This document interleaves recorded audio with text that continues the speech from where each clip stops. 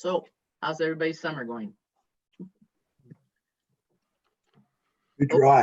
We seem to be live now, so.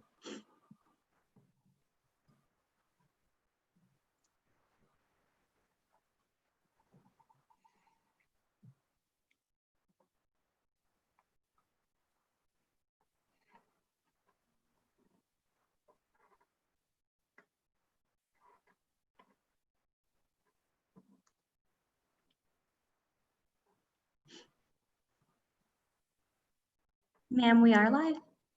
All right, very good. If the meeting is called to order, this is the Joint Labor, Health and Social Services Committee meeting. It's online still, regrettably, due to continuing COVID situation. We've got a meeting pretty much all today and hopefully only half of tomorrow. The agenda has been posted and we will be taking public comment throughout on the specific items under discussion. If there's general comment, that will be at the end of the second day if it's not related to an agenda item. Okay, LSO, would you call the order or call the roll, please?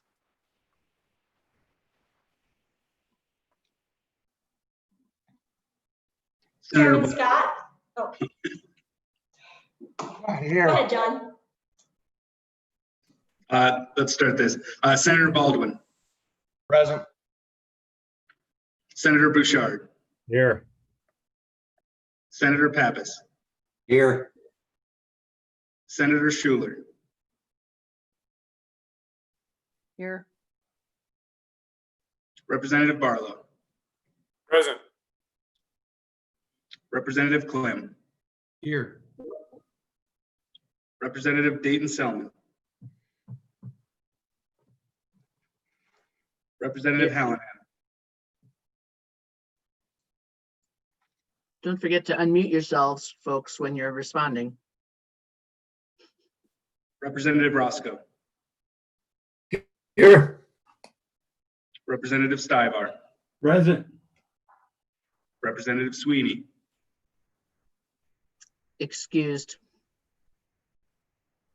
Representative Yin, Here. Co-Chairman Scott, Here. Co-Chairman Wilson. Here. Madam Chairman, we have a quorum. Okay, super. Then the first item on the agenda was just, and we had a little conversation about this, a reminder of the committee bill drafts that we approved at the May meeting. They've been renumbered with a 21 prefix because of the assumption that they would roll forward to the next session. If we end up having a special session, they'll get renumbered again, but they're still all the same bill. So it's currently 21 LSO 0059, Community Health Center and Rural Health Clinic Assistance. We will also put that on the October meeting so that there are a few amendments that we are considering, not substantive, but just to make the bill more appropriate in the event that that the governor wants to do something along those lines, not real specifically related to COVID.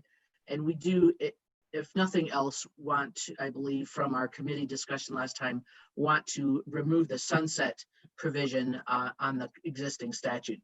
Then the second one is currently numbered 21 LSO 0061.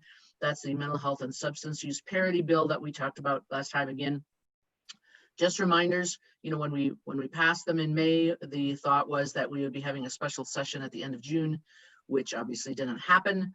But really we can make use of them in the regular session in any case, or possibly if there's a fall session, that's all still up in the air.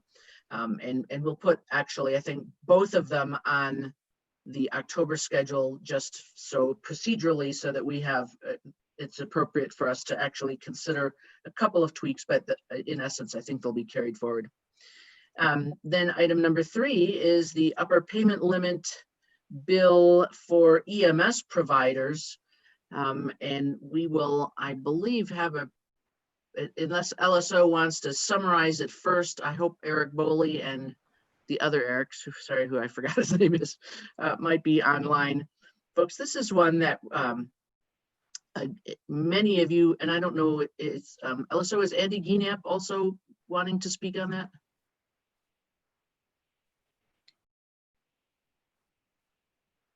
Alyssa, is somebody talking?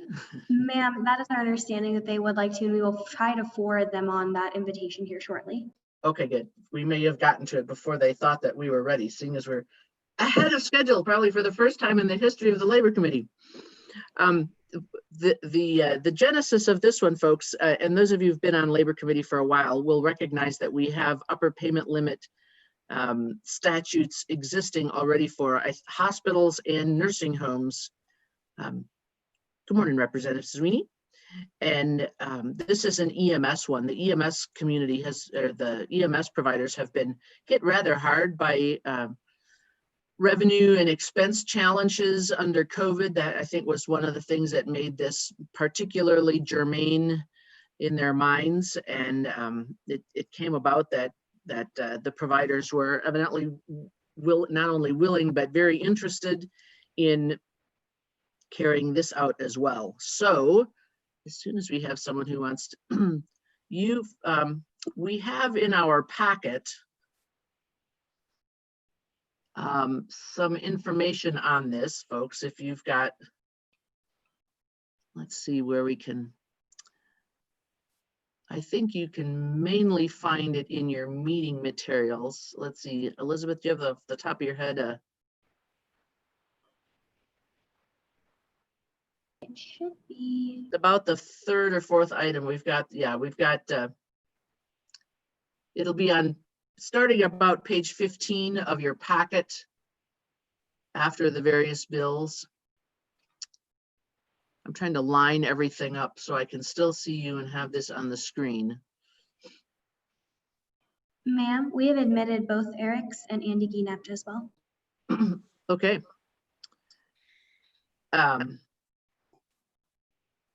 I see. Oh, there we are. Sorry, organizing them.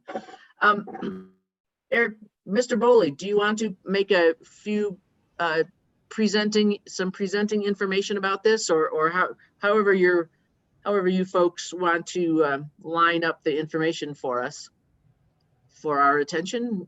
Go right ahead. You bet. Thank you. Good morning, Madam Chairman, committee members. Eric Boley with the Wyoming Hospital Association. Eric Weatherford's on with me here, and we're going to kind of tag team this. We've been working pretty closely together on this, and then also like to have Andy Gienap kind of talk about his perspective on this. But Madam Chairman, you did a great job of kind of framing this for us. This topic came up several years ago. Many of you know that I serve on the Governor's EMS Council. I work closely with Andy Gienap, and this is not coming from the governor's office, but because of my position there with the EMS folks, we became aware of the struggles that they're having, and we started looking at ways that we could help the EMS community. And as all of you know, EMS is vital in our state, but many of our services are really struggling. They're small services, a lot of volunteers, revenue before COVID hit and before the cuts that we're probably going to be facing has been difficult. And so these EMS services have struggled. And so in 2016, I believe, Mr. Weatherford and the Hospital Association approached you about a private hospital UPL program, and we were able to stand that up. We started looking at opportunities or ways that we might be able to strengthen the EMS services around the state. Charlotte Allen is the EMS Association president or CEO. And then we've worked closely with them and with their board. We brought them along. We've kept them involved in this process. And I don't want you to think this is a huge money maker for hospitals. It really isn't. But as hospitals, we know how important the EMS, the first responders are, and having them readily available in all of our communities so that we have services that can take care of that golden hour, take care of heart attacks and stroke patients, get them where they need to be as quickly as possible and serve those communities. And for those of you that live in rural communities, you really realize how important those EMS services are. And so Eric Weatherford and I started kicking around some ideas. We've actually been talking about this for a couple of years at least, Eric. But we kind of felt like the timing was really good, especially now that we're looking at potential shortfalls with our state budget and what that means as far as cuts are concerned. We wanted to find a way to help ourselves and to help the EMS services help themselves. And so we've worked with the LSO over the last several weeks and months. We've kind of put together an idea that we wanted to present to you as a committee. With that, I'm going to let maybe Eric, if it's okay, Madam Chairman, to kind of introduce what we're thinking. Mr. Bullock, just before Mr. Weatherford comes on, if you can, if in case, I think everybody on labor has been through some of this, but there may be new listeners from the public. Could you just give us about a 4-sentence summary of how these upper payment limit programs work? I can try, Madam Chairman. Or you could have 5 sentences. But. Basically what it is, it's a provider assessment. And so there is a difference between what Medicare pays for services and what Medicaid pays.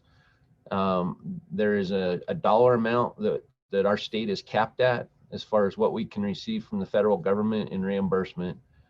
This is a provider assessment where the provider, whether it's a hospital, a nursing home, or in this case, an EMS service, where they would pay what the state would normally pay as an assessment. It's submitted to the federal government, and then the federal government matches that dollar for dollar, and those funds go back to those services. And so it's a chance to turn $1 into $2.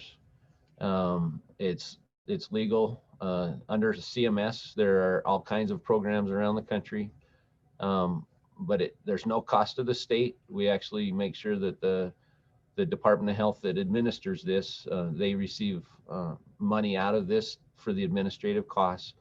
But this is a chance for us to assess ourselves and then to turn around and draw down additional federal funds to help us with the services we provide. Okay, so just again to sort of restate that, and I'm practicing a little bit for the floor, but it's a chance for providers to have some skin in the game as far as drawing down more federal money. So supposing that the state paid $80, but the feds were willing to match up to $100, if the providers put in the remaining 20, then we've got the 100 that the feds are willing to match, with the previously $80 from us and the 20 from the providers, and then the federal money comes back in. Did I say that right, Mr. Bully? In a very simple way? Oh, Senator Scott is not shaking his head. I liked my way, but it's a good thing I'm practicing, I guess, then. But I clarify that. It really sounds great, but that's not quite exactly how it works. And so, and Eric, you can jump in here anytime if that's okay, Madam Chairman, but basically what happens is we identify how much money is available if we do these assessments. And for us to be able to draw down that additional funding, we have to pay 50% of it through an assessment. And then we receive that money and the 50% match back from the federal government, and that goes back to those services. So it doesn't really matter how much is being, the amount that's available has to do with how much we can draw down, but it really doesn't have anything to do with the state paying that to the providers, if that makes sense. Eric, am I doing? No, you're doing great. I think Senator Scott has something he wants to throw in. He'll tell us. Yeah. Go ahead, Senator Scott. Madam Chairman, going back to your analogy, I think it's accurate, except that we get the providers to put in the extra $10, and then we get $20 back from the feds, in addition to the 80 they were the amount they were already going to give us of the initial 80 that we had. So we get back twice what the providers get back, what they put in, plus an additional, but it doesn't necessarily go to the same provider. There's a distinction between the assessment, which is got to be uniform, and then there'll be some differences. Almost all providers always come out ahead. I can't think of a case where they haven't, but they may come ahead by a little more or a little less depending, because the distribution and the intake are separate. Okay, all right. I think that that's a pretty good start. We just wanted to at least get get our feet in a fairly firm place. Mr. Weatherford, I think you were up next. You bet. So thank you very much for letting me be here today. As Eric said, I'm an attorney. I work with a firm called Hush Blackwell in Dallas, Texas. Don't hold that against me. But I practice only in the healthcare legal space and really focus on Medicaid reimbursement issues. And as Eric said, we've worked together on the Private Hospital Assessment Act, which does provide the non-federal share of the private hospitals' supplemental payments. And that's helped offset the hospital's cost of treating Medicaid patients. So what we've looked at are ways to do the same thing for the EMS providers. And that's really the way we approach these things. We'll sort of start with the concept. How do we offset these providers' costs? And then we look for the best way to fund it. And so in this case, we say, you know, we've got some private providers and some public providers that have EMS costs. Well, to fund the private providers' EMS costs, we're going to need to find an alternative revenue source, such as a provider assessment. The public providers can use intergovernmental transfers, just like the QRA program does, but private providers don't have that ability. What is consistent between both programs is that they don't use state general revenue. So this bill really does provide a similar opportunity for ambulance services that the Private Hospital Assessment Act does. What we'd like to do is provide as much flexibility for the department as possible, because we're looking at really two different ways to achieve this. One way would be to just increase rates for the providers. And that's fairly, I don't want to say simple, because we are talking about the Medicaid space and the federal government at the same time. But that really involves just an increase in rates. And we've seen that in other states, Utah being one of them, which is a neighbor of yours. Missouri, they also have an enhanced rate. And so that would be a way to do it. We could also do it on a supplemental payment, just like we do for the hospitals. And what we're hoping will be done for physicians soon as well. But for purposes of the EMS providers, we could certainly do that here and add just a quarterly supplemental payment. We want the flexibility to be able to pivot whichever way works best for the department, frankly. So we need a statute that would establish this this assessment for the EMS providers. We can't use the current Assessment Act because it only applies to private hospitals. We looked at that, and unfortunately, we just can't do that.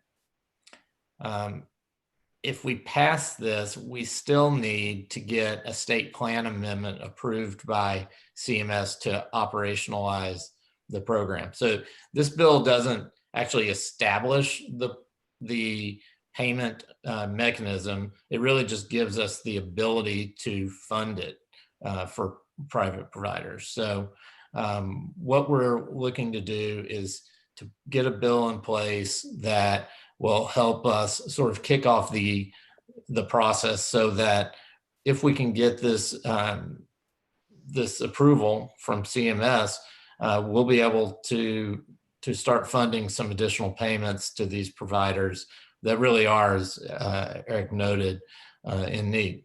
So I'll be quiet for a second and see if anybody has any follow-up questions. I will say you've probably seen some, various summary data that we've sent around. I do want to say that's very, very preliminary and estimates. We don't have all of the information that we'll need to give, final numbers. We don't have information from all the providers. We don't have everything we will need to calculate really hard numbers. But we hope that it will bring some additional relief to the services. Senator Scott. Yeah, thank you, Madam Chairman. I have a question for Mr. Weatherford. Let me preface it by saying that the reason I thought it was a good idea to bring this before the committee is we all know the kind of tough financial times we're going into. And I think that finding a proven mechanism that's worked in other areas in the state to get some revenue for critical things without touching the general fund is a very useful response to the kind of financial crisis we're going into. My question is, am I right in thinking that basically if we go all out on this and try to get to all the providers and supplement all of them, that we're treating the private ones and the governmental ones essentially the same, but we can't tax or assess a governmental provider the same way, so you have to call it an intergovernmental transfer, but the basic mechanism is going to be the same between the public providers here and the private providers. They're all going to have to pay something in, and they're all going to get something back. And as we talked before, those are independent, but virtually everybody benefits. Is that a correct understanding, or am I missing something with the government? Mr. Weatherford. We could tax the public providers, but there's just no real reason to, because they can, as you point out, make intergovernmental transfers for themselves. So by giving them the sort of pass on an assessment, it really simplifies the process. But, Madam Chairman, if I may, they're still going to have to come up with the match. We call it an intergovernmental transfer rather than an assessment, and the mechanisms are a little different.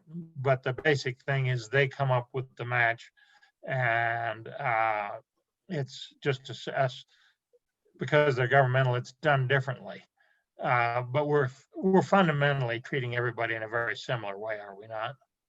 Mr. Weatherford. Yes, I mean, that would be the plan, is if we could get a state plan amendment that would include everyone. I don't think anyone is expecting state general revenue to fund this. If we get a state plan amendment that allows both private and public providers to participate, which would be the goal, I mean, we're trying to include everyone. I would anticipate that the public providers would fund their part and the private providers would fund theirs, just through different technical mechanisms. Okay. Is there any chance the feds would approve one before the other, or approve one and not approve the other? Well, I hate to predict CMS's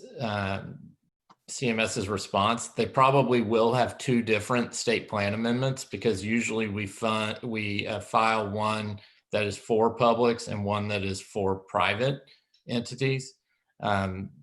So it is possible, but I haven't seen a situation where a compliant state plan amendment is filed and they would reject it.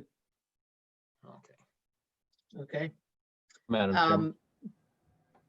Mr. Boley, I think that was Mr. Boley. Yeah, it is. I'm sorry. The one thing I would also add is we've had lengthy conversations. We actually had a meeting yesterday with the Department of Health with Terry Green and her folks that have helped us with all of our other UPL programs. So they're aware of this.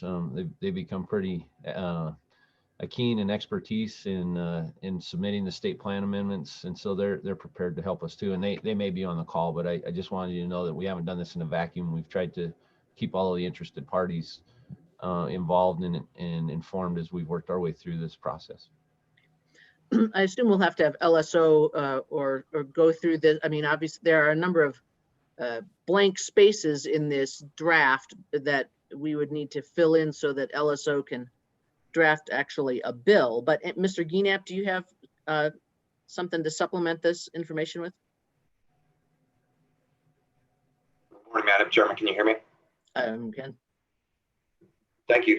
Thank you, Madam Chairman. I don't know that I have much to add for the committee members. All of them seem to be way more schooled on this than I am. So I'm at the kindergarten level learning on UPL. So the only thing that I would add for consideration is just that the CMS reimbursement for ambulance services has been way behind for decades now, COVID notwithstanding. So I very much appreciate the committee taking this into consideration. And I'm really here to just answer any EMS specific questions if there are any. With that, I will fade into the background.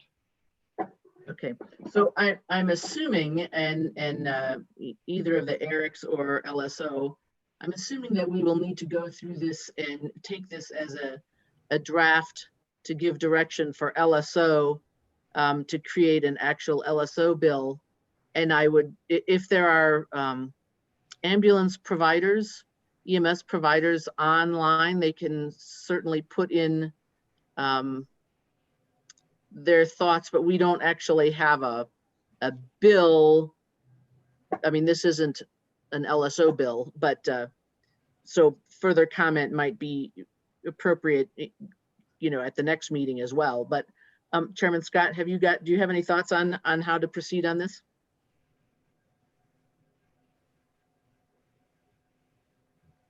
You're muted still.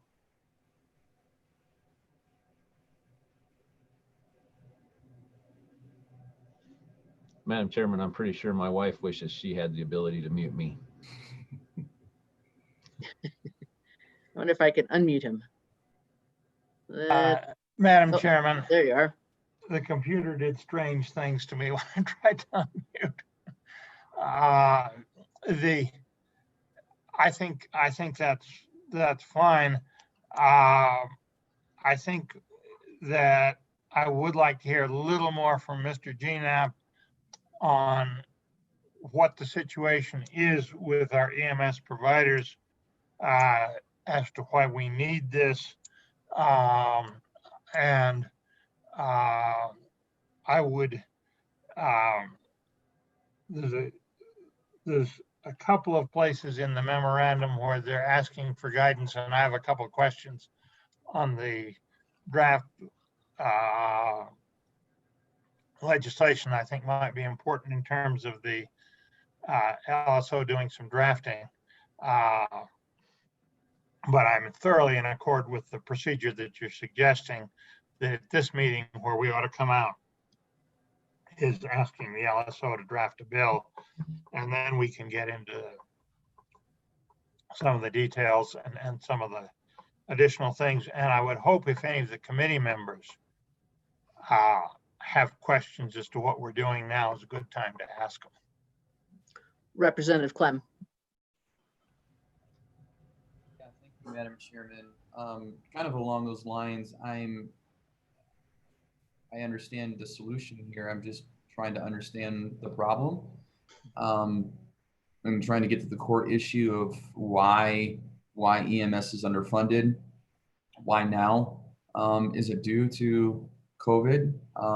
I guess I'm a little bit hesitant here. I don't want to come up with a crafty solution without actually nailing down what the problem is and addressing the problem. And I just don't feel that we've actually done that yet. And I don't know what the problem is, and I don't feel we've addressed it. So if we can get a little more clarification, I'd appreciate it. Thank you. Chairman Scott, do you have your hand up? We're going to circle back to Mr. Gienap soon, so we'll give him time to put his thoughts together. Chairman Scott? Yeah. That's part of the reason I wanted to hear more from Mr. Gienap. But in addition, I would say a clear part of the problem is that basically we're getting broke and we aren't going to have enough money to fund everything next time. And so anything we can fund in some other ways that don't hit the general fund is very useful to preserving basic services as we go forward. So a good part of the reason, in addition to the specifics that we may hear from Mr. Ginap on the EMS, is the financial difficulty we can all see coming at the state. And rather than say we got to raise taxes this much more, or we're not going to have ambulance service, if we can get some of it funded this way, we're that much better ahead. Okay, Mr. Ginap, can you talk to us about the EMS situation? Madam Chairman, certainly. So I can give you some general comments that kind of frame how the ambulance business. Actually, before you start, Mr. Ginap, just in case people don't entirely know who you, if you could just identify your position at the department. Madam Chairman, certainly. Working through Zoom, it throws me off my rhythm. I am the manager of the Office of EMS for the state of Wyoming. My office licenses all of the EMTs, paramedics, and ambulance services in the state. So we act as a regulatory body for that industry and provide technical assistance as we can. So to begin with, I think the most important thing one of the most important things for the committee to understand is that ambulance services, a large percentage of their costs appear in what we call the cost of readiness. That is that they 24/7 in all of our Wyoming communities, we are asking them to be prepared to receive a call from 911 and respond. There would be one of their service lines. And then two, in most of our communities, those same ambulance services, we are asking to be ready to move a patient from hospital A to hospital B, particularly if it's out of state and some acute services or specialty care services are needed. So we ask them 24/7 to be ready. The reason that that's important to understand is that because of the way CMS is structured and subsequently all other private payers follow the same model, the only time that the ambulance service is able to generate revenue is when they are actually transporting a patient. So it's not an industry in which patients or the revenue makers are available and we go and find them. It is an industry in which we have to wait until the revenue stream comes to us. And in some of our small communities, those call volumes are very low. So, that's the key there, I think, to understand that revenue only happens with rare exception. Revenue really only happens for our ambulance services if they have a patient in the back of the ambulance and they're transporting them to an authorized location. So I'll give you a prime example that's happening in our state of why this kind of gets really weird. In Sublette County, the ambulance service there, they will often take some of their patients, if they can be seen safely at the at the clinic in Pinedale, they will transport them to the clinic in Pinedale. But because that clinic is not a federally qualified rural health clinic, the ambulance service in Sublette County does not receive reimbursement from any patient for that. So unless the patient is going to a hospital or a federally qualified rural health clinic, there's no revenue to be generated. So keep that in mind. It's a one-trick pony. If we don't have a patient in the back, then we're not generating revenue. But meanwhile, our costs remain the same in being there to handle the calls. Speaking broadly, CMS as a percentage of all patients transported by an ambulance service can be very high. And of course, that's obviously dependent on which community you are in. But typically across the nation, CMS patients, Medicare and Medicaid, can represent anywhere from 20 to even 40% of the total patient volume that ambulance service is transporting.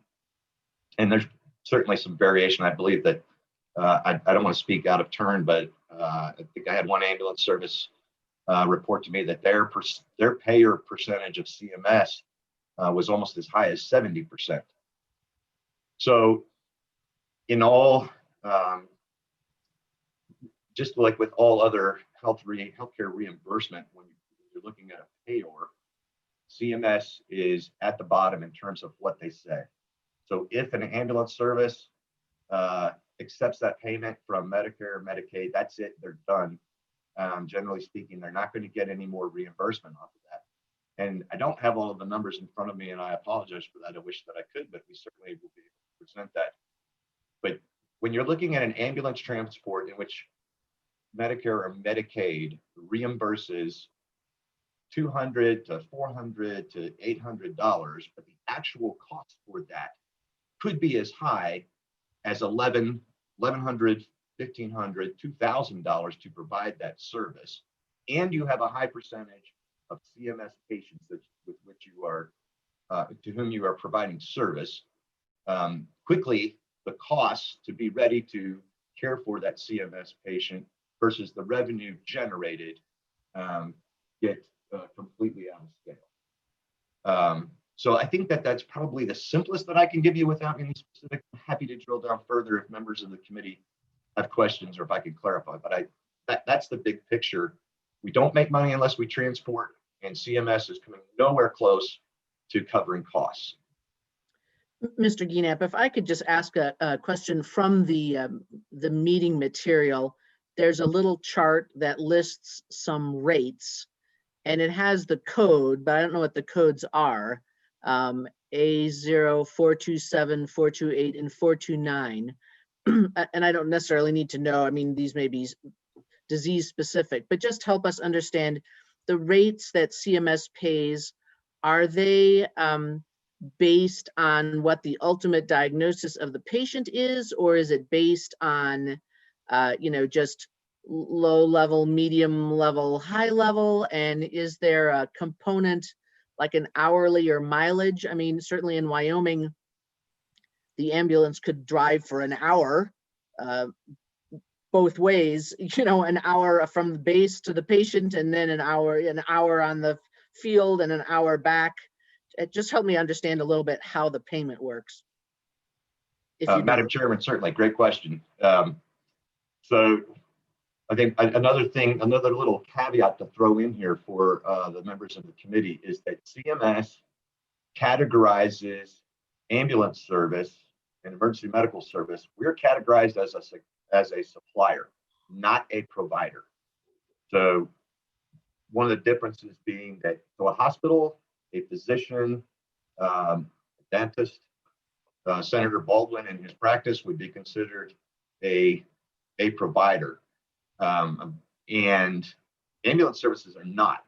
So even though we are expected to provide care and quality of care, and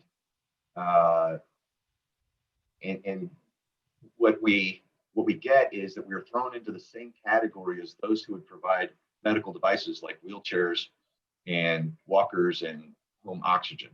So what that does is that puts us, to get to your question, that puts us in the category of, if we can't show that we did something, put a patient on oxygen, we don't really get to bill for the services. And it gets very confusing, and I'm certainly not the expert on that. But what that means is that the rates that are established by CMS more match along what you described, and I think it's an appropriate description, as the kind of low acuity, medium acuity, and high acuity, if it be that.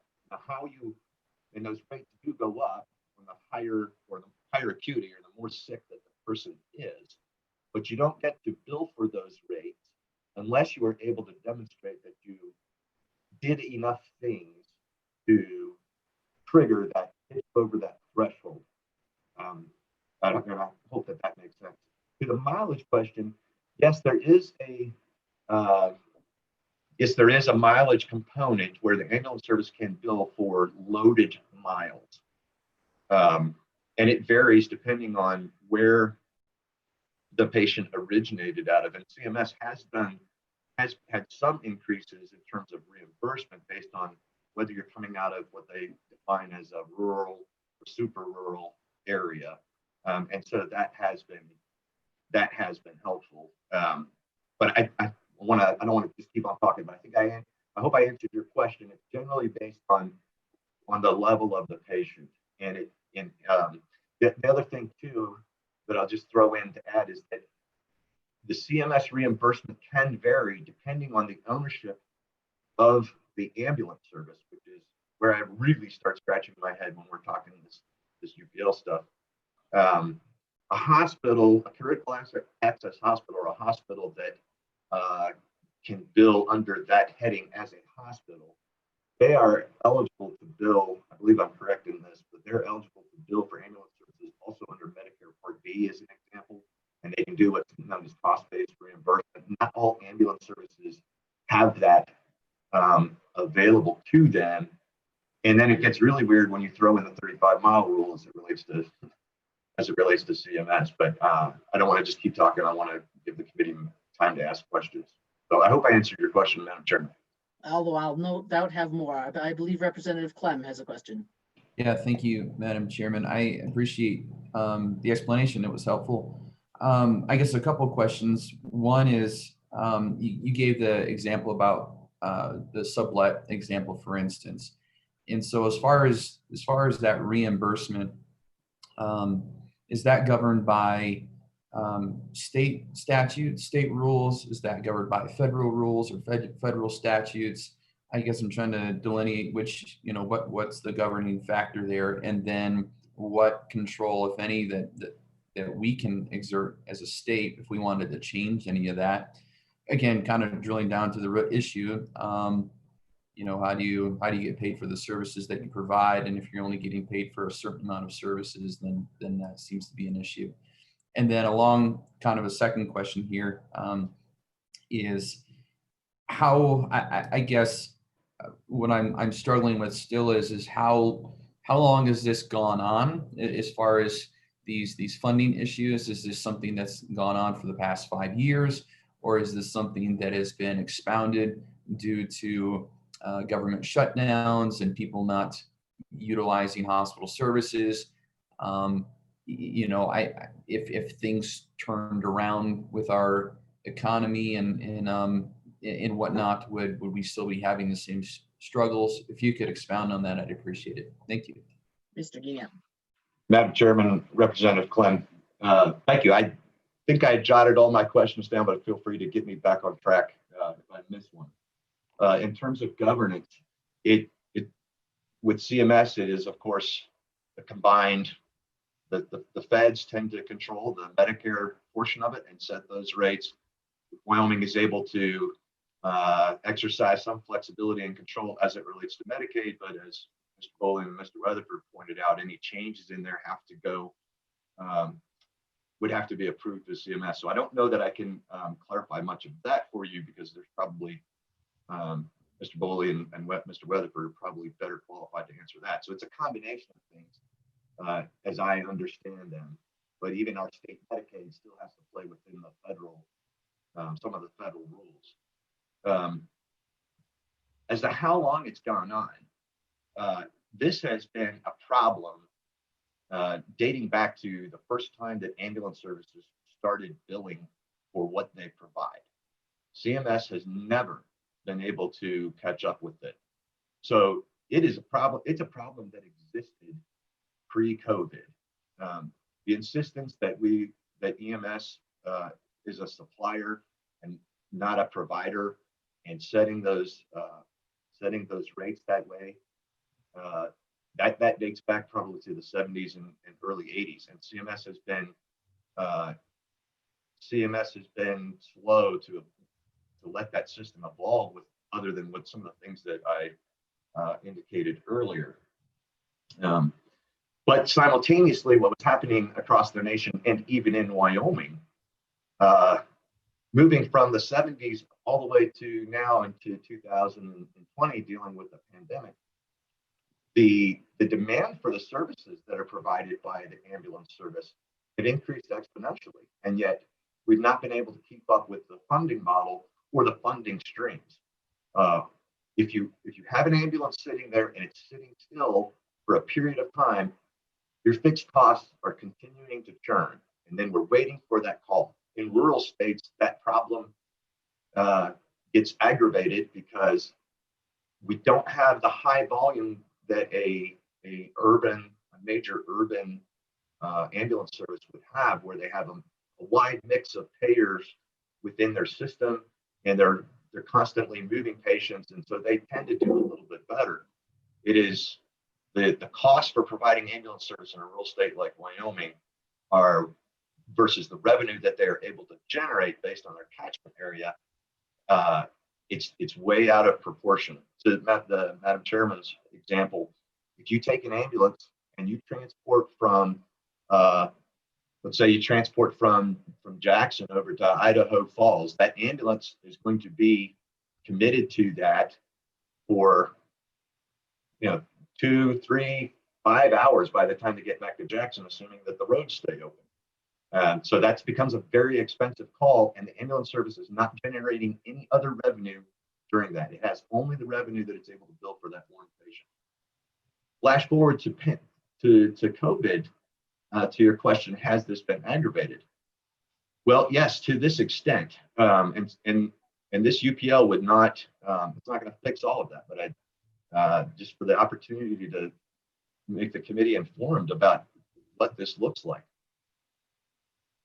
The funding model for ambulance service, in which we as a society say, we're only going to reimburse you or help cover costs. You can only generate revenue if you're transporting. That immediately, and by the way, not just transporting, but transporting to an authorized drop-off point or location.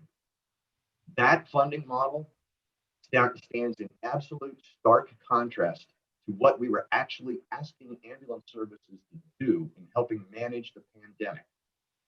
So when as the pandemic hit and we were all focused on things like maintaining social distancing, if you don't need the services of the hospital and you can safely stay at home, we're asking you to do that. And hey, by the way, we need some folks that may need to go out and evaluate some people for, to see if their symptoms are extreme or if there's any assistance that needs provided. We ended up asking ambulance services to do exactly what is not in their best interest, which is don't transport the patient, go out and provide services for which you are not eligible to receive reimbursement. So yes, we don't have all of the data in yet because we're still in the middle of this. But I'm seeing a lot of that come across nationally that, in managing the pandemic, it has just highlighted the outdated funding model that we live under right now. So I hope Madam Chairman, Representative Clinton, I hope I answered your questions. Feel free to bring me back on focus. Senator Scott. Yeah, Madam Chairman, I'd like to agree and reinforce some of the things that Mr. Guinap just said. It's been a chronic problem this committee has been dealing with for better than 20 years. I can remember a crisis about 20 years ago where part of I-80 was going to be without any ambulance service. And that was a difficult thing to patch. We've tried a number of patchwork things. This bill we're talking about now is going to be helpful, but it isn't going to solve the problems. I'll tell Mr. Guinap I want to talk with him offline about some of the things he's outlining in the reimbursement model that maybe we can do something about, but that's going to be separate from this bill. Focusing on this bill, we got a system with major problems in it. This bill will help us get by. The current financial crisis will be helpful long-term, but let nobody pretend it's going to solve the whole problem. Mr. Guinap, one other, if you were something wanted to respond to Senator Scott, that's fine too. But the other thing that I think would be useful for us just as we go forward is, and I appreciate you may not have gathered these numbers and have them right in front of you, but roughly, how do the ambulance providers break down in Wyoming as far as hospital-based services, some sort of for-profit company, and then the category of I don't want to call them a small business, but the volunteer people who operate a couple of ambulances and basically sell brownies, cakes, bingo cards to raise their money or whatever. What's the breakdown on structure there? Well, Madam Chairman, we actually did generate that information out of my office and provided to Mr. Boley and Mr. Weatherford, but sadly, I don't have the totals right in front of me. But speaking off the top of my head, what I can tell you is that if I'm remembering correctly, we have about we have a large percentage of our ambulance services that are owned and operated either by a critical access hospital or by one of the healthcare districts. We probably the smallest percentage, maybe I shouldn't speculate, just let maybe Eric and Eric are busy looking to get their calculations up. We're a little bit, I think Wyoming is a little bit unusual in that we have so many ambulance services that are tied to a hospital or to a healthcare district. That does not generally line up with other states. And it's historically as to why that is. I think it just defaulted that way as ambulance services in Wyoming got going. The hospitals were the ones who at the time had the muscle and the know-how to help stand that up. In some cases, it's been the fallback as other business models have fallen to the wayside. I will also add that sometimes it's really, really hard to figure out who some of the smaller operators are in small towns. What is your business model? Are you, who owns you? That's been a challenge to figure out. But I would probably take that question over to Eric, who actually did the counting off the spreadsheet that I generated, if they have the numbers available. Madam Chairman, we can Mr. Boley. So, and Eric's on also. I think we identified 6, possibly 7 private services. And like Mr. Guinap said, most of them are either Joint Powers Board, they're tied to a critical access hospital or a healthcare district of some type. I have my own thoughts on this, but I think one of the reasons that we see that is because there are only certain markets that are large enough to really justify large services where they can actually make money. This is a money loser in almost every single situation. And in answer to Representative Clem's question, I can draw on 20 years of experience in Lincoln County where we were shoestringing together small services with volunteers. Senator Baldwin was a major part of training there and keeping the EMS services going. But the EMS services in each community, they're called out to go and help transfer a person that from bed to the toilet. They don't get paid for that. They go out and sometimes they check their oxygen levels and they don't get paid for that. There are times that the EMS service is used to transport a patient from a hospital to WBI or to the state hospital. They don't get paid for that. They don't get paid for the return trip. They leave the communities uncovered while they're gone transporting patients. There are very few circumstances really where EMS services get paid. It's a necessary service, and like Andy said, they're there 24/7 and ready to respond as needed. And the last thing we want is for no one to be there when that call comes in. And in some of our communities, it's happened. They're heavily subsidized by their counties. We stepped in over in Lincoln County and took over a service that was run by a small town there. They hadn't billed in years because they didn't have the expertise to do it. They were receiving frozen turkeys as payment at Thanksgiving time for their services that they rendered. And so I'm actually really excited and proud to be working on this to try and shore these folks up and to help them because of how critical what they do is. But it's almost impossible for these folks to make money under the current circumstances and under the current payment methodology. And so this isn't, like Chairman Scott said, this isn't going to solve the world problems, but this is going to provide necessary funding so that we can keep some of these small services from closing and so that we can have services as needed in all of our small communities. And some of us don't feel it. Living here in Cheyenne, we're lucky. We've got a large service here. But when we get out into the rural parts of our state, I've watched as counties have struggled and as they've approached hospitals to ask them to take over. I've seen services close up in Bighorn Basin, and had to have other services step in and send their ambulances away from their own communities to go serve those smaller communities where there aren't services. It's a very difficult situation, where we can really step in right now and help some really valuable people and some really valuable services in our state. Further questions from the committee? Senator Schuler.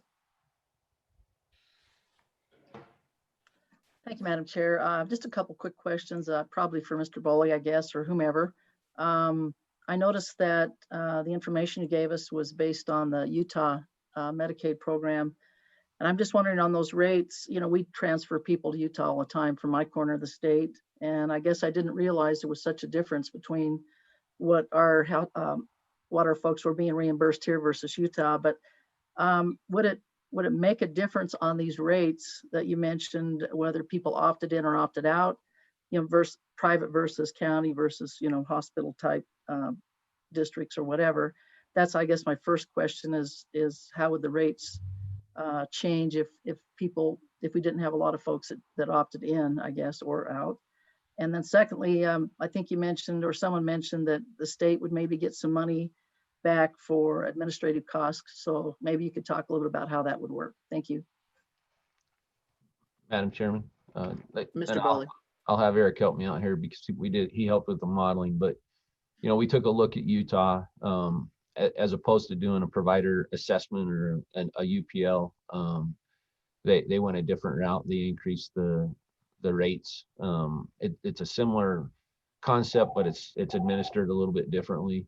And you're right, because of those enhanced rates, which Utah has, it is higher than what we receive here. And we think that might be one option to explore. We actually want to leave this pretty broad based right now, whether it makes sense to do a rating adjustment or whether it makes more sense to do a provider assessment and do UPL. We're trying to maximize the dollars that we can. As far as the administrative costs, all of our UPL programs, as part of the state plan amendment, as part of the legislature that's been passed, 1%, I think, is what we've kind of earmarked or allocated that is taken from the money that comes back. And that goes towards the Department of Health for them administering the program so that it doesn't affect the general fund. And so that, again, we have skin in the game so that we can have these programs, but bring in enhanced reimbursement to help all the services across the state. I don't know if you have anything else you want to add, Eric. Madam Chairman, Eric did a bang up job on that. I would just add that in Utah, they did fund the rate enhancement with a provider assessment, just like we're talking about here. As far as sort of the question of opting in, opting out, you know, the Medicaid providers are the ones who would benefit from that. Obviously, you know, we can't make Medicaid payments to those who aren't in the program, but yeah, that's how they funded it with provider taxes or provider assessments in Utah, and so that's how we're proposing to do it here. But again, as Eric said, the way we would like to see the statute read is to give the department the flexibility to do it in as many ways as possible, to really maximize the opportunity to really provide as much flexibility as possible, because we may need to pivot.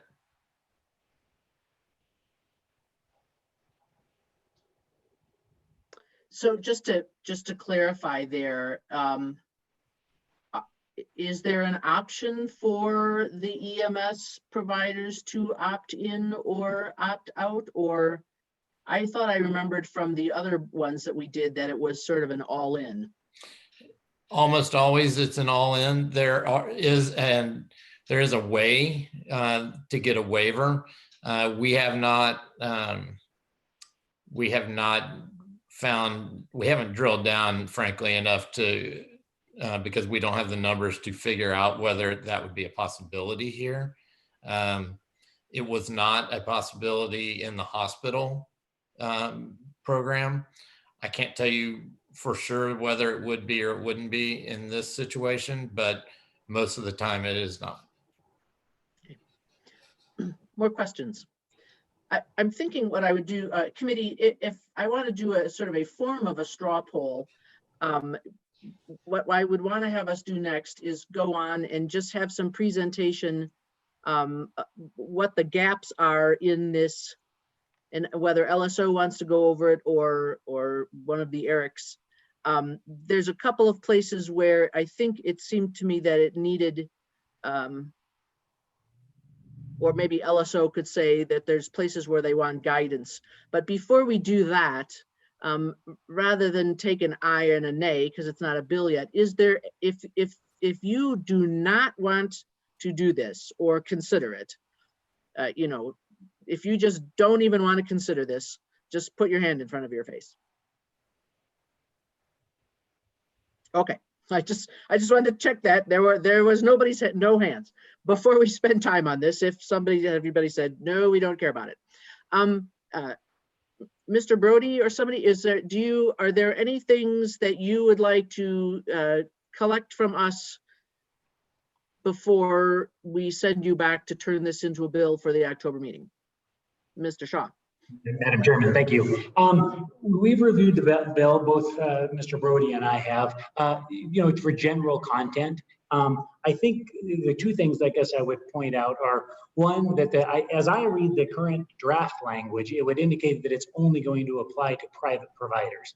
And maybe I'm wrong on that, but I think that's how it drafted. So I would just like confirmation from the committee that that was their wish. Second of all, I think it's important to recognize, I think the bill at this point does include both an upper payment limit option and provider an enhanced reimbursement provision. Current UPL law that is a Wyoming statute doesn't give that option to the department, particularly since one could potentially require a state plan amendment and the other may not. You know, certainly a UPL program probably does, and enhanced reimbursement rates potentially doesn't. So I guess I don't necessarily have a problem with that, and I sure understand their desire to give the department as much flexibility as possible. But at this point, it is interesting. The bill draft, you know, just when it gets down to the brass tacks of it, does indicate that either plan is an option. There may be some. We haven't taken a really close look at the language, but there will be some amendments that will be necessary, you know, both in format and things to get it in our form. But there are some definitions that I noticed that might need some shaping up in a different direction. I guess if the committee desires us to draft the bill, I think this is a fantastic start. But I guess would like permission to work with both Erics and define that with other stakeholders and with the chairman to get it where we need it to be. Okay. I did have a question on that from earlier on this morning, and just let it lie until now. Mr. Shaw has kind of brought it up. The providers for whom this would be paid by intergovernmental transfer, as Mr. Shaw pointed out, and I didn't see that in this bill either. Is that the sort of thing that is just made by you know, contract or a governmental agreement and doesn't actually need statutory authorization for the department to accept the transfers? What's the situation with that as far as legal requirement? Mr. Weatherford. Madam Chairwoman, the historical approach has just been to either get a regulation or just have the state plan amendment provide that it will be done by intergovernmental transfer. I do believe, and Ian and Eric can correct me if I'm wrong, but I do believe you'll need at least a budget footnote to provide that for whatever the estimate of the amount will be. But I don't believe you'll need a substantive bill to establish the ability to include the public providers in this. So that's why the bill only provides for an assessment on the private providers. Mr. Shaw, I do hate to rely upon budget footnotes as far as authorization to do whatever they need to do for intergovernmental transfer. You know, that only lasts for the period of the budget, and you never know what happens with budget footnotes. So you might take that into advice. Senator Scott. Well, Madam Chairman, you just said about half of what I wanted to.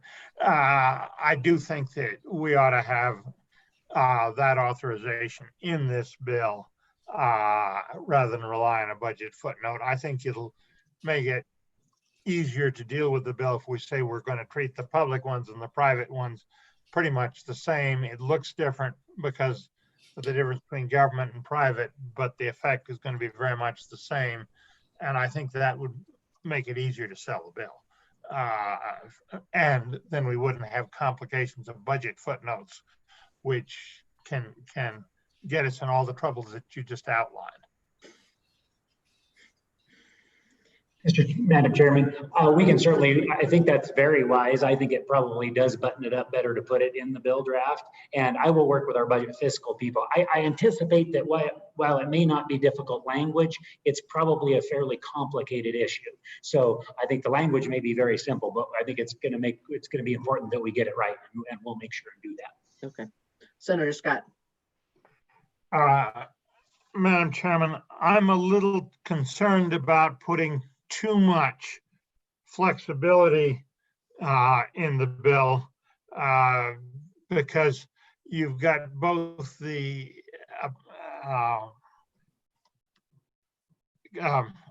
upper payment limit language, the assessment language, and apparently some of the Utah system.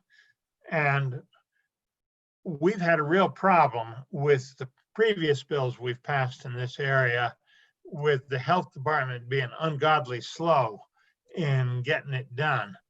And I think maybe unless there's good reason to have the Utah approach in there, it would be better to take it out and say, no, we're going this other way, simply so the health department doesn't say spend 6 deciding which one. Maybe I'm dead wrong on this. I'd like to hear from the experts, but I think having a simpler, more straightforward bill where they didn't have to make quite as many decisions, they might get it done quicker. Thoughts from the committee on this?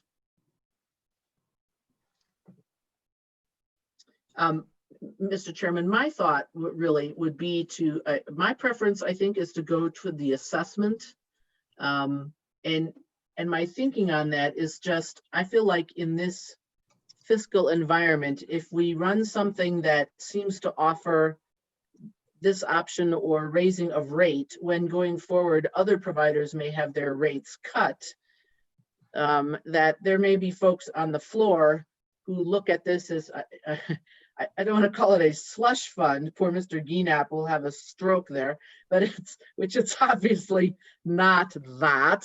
But you know, if it just looks like we're trying to give them money without us deciding and they can make it up, I mean, I don't think that really has a great look to it, regardless of reality, you know. So I think I would go for the assessment over the rate approach myself, but I'd be glad to hear other input. And then I think what we need to do really is after we take any further questions and discussion, if there's a motion to have LSO take this and work with folks to give us an actual draft for October, I guess that would be in order afterwards. Any more discussion on this? Senators, or let's see, I'll follow up with Senator Scott at the end. Senator Bouchard. Thank you, Madam Chair. You know, the only problem I really have here, the heartburn I'm having, is attending provider funding model subcommittees. I mean, we have different ambulance companies. If I look at other states, I see things where one city will be totally different. They've done studies. They don't have models on how they do the billing. There's so many different moving parts. And it comes back to our provider funding models. how do we know that one isn't paying, isn't top heavy and paying administrative costs that are really high, and maybe not getting down, trickling down to the people who actually give the service? So, I mean, I'm having a problem here that we're just putting a Band-Aid here, and we really need to go all the way back here and have a uniform funding model that we're really fixing the problem long term. So, I mean, what I have a problem here is giving a Band-Aid that we're coming back in 2 years and we're saying we still have a problem. So, I mean, if we thought about sunsetting this thing or just doing something till we give enough time to help people through the crisis, and then come back and say, we've got to fix this, and this has to be uniform statewide model that we know. And I remember when we did the funding models, we were looking at the rate of pay for administrators within these companies. I mean, because what we're really doing here is we're saying that, you know, you're working for us, the state, and we're going to give you money. But how do we hold people accountable if maybe they're not managing the business properly? So, I mean, I'm not trying to throw any stones at anybody. It just happens. So anyway, I don't know if that's where my heartburn is. Madam Chairman, Representative or Mr. Boley. if sorry, I could address part of that. So there is no silver bullet to this one, depending on ownership, depending on who they're affiliated with. Hospital-based EMS services have a leg up on private services as far as the reimbursement methodology. We haven't created this situation. We're stuck in this situation, and until you can get CMS to change the way that reimbursement is done, we're going to be facing this. I would tell you that that we've been working on this for years, and you can do all you can, but until CMS changes their rules and regulations, we're kind of stuck with what we're allowed to bill for and what we're not allowed to bill for. We're stuck with what rates we're going to get. Not all EMS services are affiliated with a hospital, so they don't get the benefit of that hospital-based reimbursement. And then you have your private providers that enter markets that make sense for them. They have a large enough economy of scale that it makes sense for them to do it. And so I'm not sure that this should ever sunset, because I don't really think CMS is ever going to change. I think this just provides additional funding that can help services. And for the most part, I'm telling you that it's not top heaviness. It's an ability to try and just stay solvent and keep services in communities. And it's hard to see when we live here in Cheyenne, but in some of our other larger communities. But when you're outside in these rural communities, they do all they can. But the funding is just not there, and it's only going to get worse. Senator Scott, did I see your hand up before? Yes, Madam Chairman. If no other members of the committee have a question you want to get to first. Ma'am, Elizabeth, I see Elizabeth. I just wanted to note we do have one person for public comment who signed up, and they are in the lobby, just as a reminder. Oh, very good. Thank you for reminding me. Go ahead, Senator Scott. Okay. I think Senator Bouchard is onto something here. We've got a much bigger problem than this bill can pretend to solve. But we've got to be careful not to let the perfect be the enemy of making some progress here. And I think this bill does make some progress here. I think the basic problem is that the longstanding government model, and it's more than just CMS, has been to pay less than something costs and stick somebody else with the job making it solvent. And that's getting worse and worse as the government expands into healthcare. There's some things maybe we can do about it, but they're outside the scope of this bill. And I think this bill is part of the solution, but only a part. So I think we're going to have to look at some things beyond this bill over some time. But we need to take this step now. I think one of the steps we probably ought to take in this bill draft is to at least make sure that any of the providers that are going to benefit from this, their services are widely available to the public. They don't say, no, we're just not going to do Medicare anymore, or something like that. And if it's all right, I will suggest some specific language to the LSO on that. I do think we also need to strengthen the ability, if some provider decides to hold us up and say, nope, we won't participate unless you guarantee us more than we're putting in, which I don't think we can do with the federal thing. I think we need to strengthen some language there too. So there's a couple places, and I'll be happy to work with the LSO on that. And I think maybe the insertion of that language, either you can work with LSO as they draft, or when we deal with the actual bill in paper. So I guess to use the language of this bill is the intermediate transport, and the operating room of this topic will come later.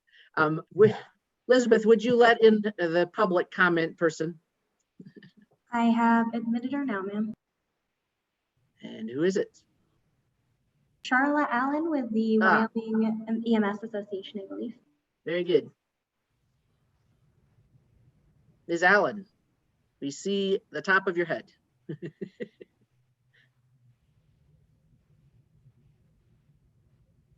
Ms. Allen, if you have something to comment on this bill, now is your time. And you're on mute. There you go. Madam Chairman, this is Charla Allen. I'm the president, or excuse me, I'm the executive director of the Wyoming EMS Association. I appreciate this opportunity to address the committee. I don't have anything really to add to what's been already said. I just want you to know that the EMS Association does support this bill. We see enacting an upper payment level will help provide equity in the Medicaid payments and help sustain essential EMS services. Thank you so much for your consideration.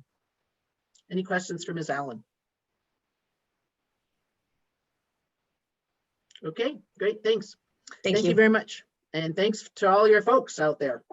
Thank you, appreciate it. Is there any motion from the committee as far as having LSO make a draft for October? I motion, Madam Chairman.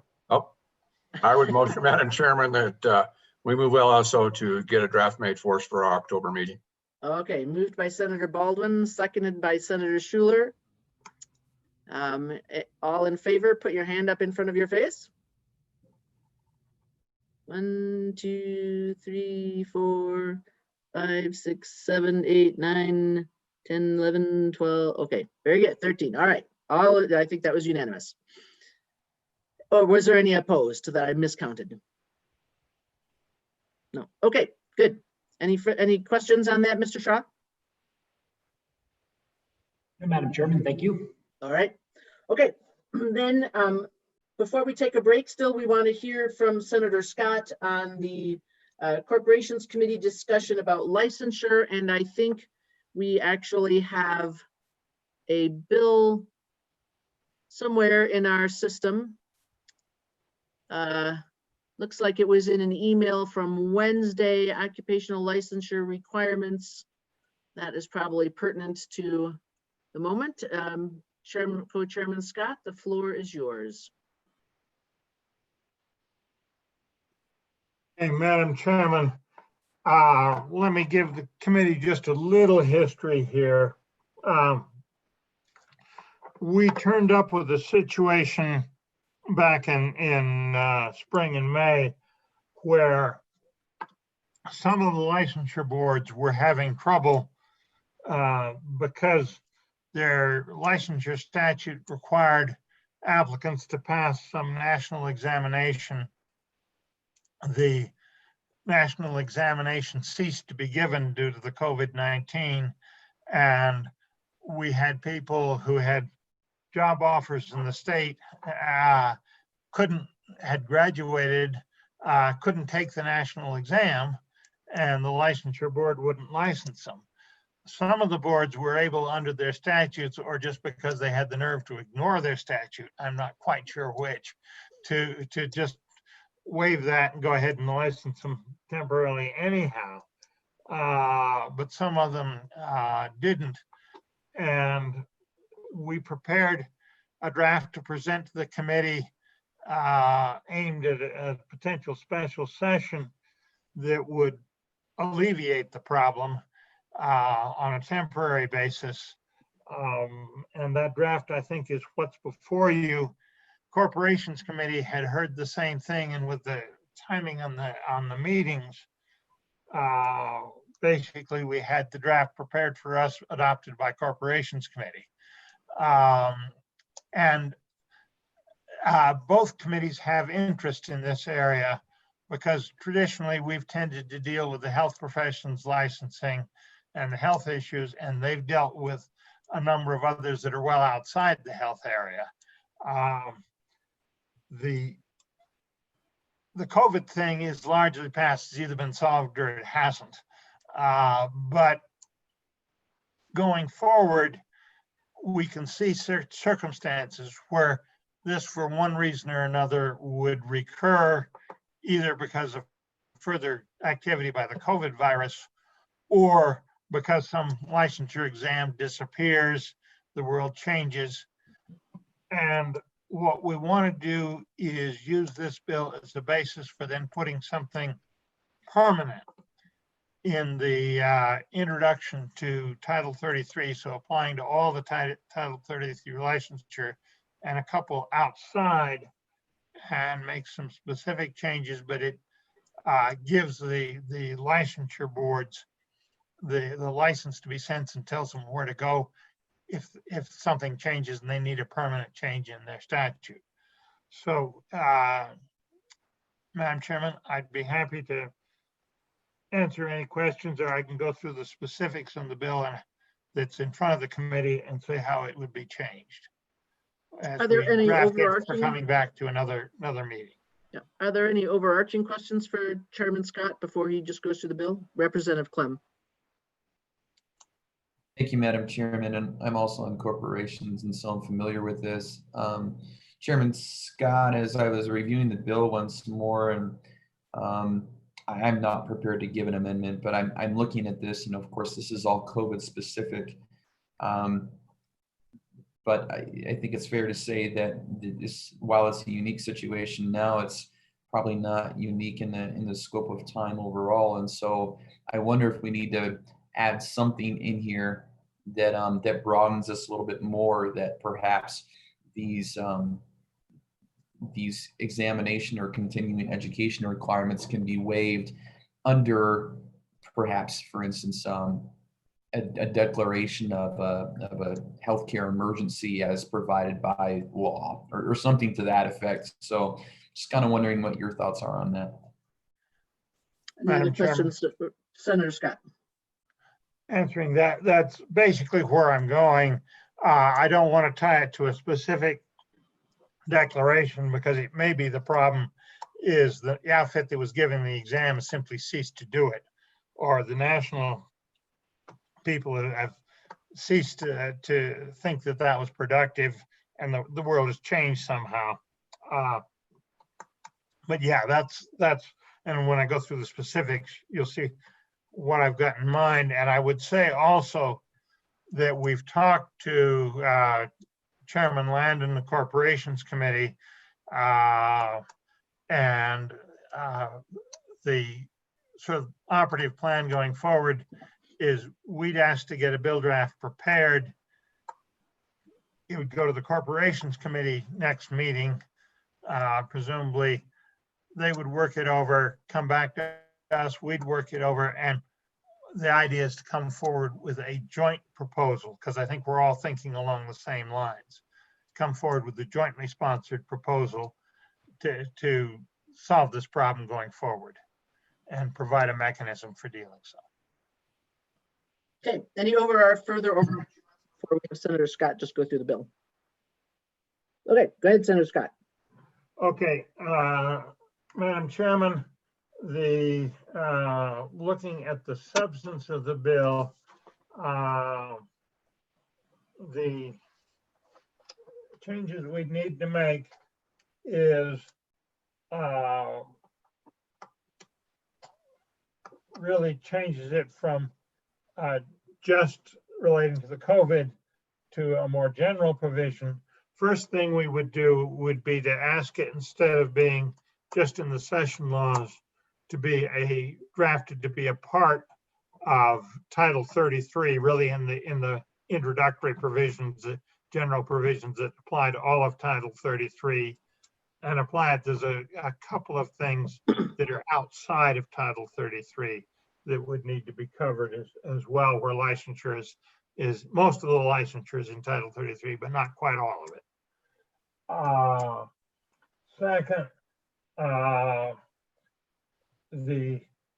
we change the language. We'd probably retain, on my bills, page 2, lines 9 and 10, 2 little I,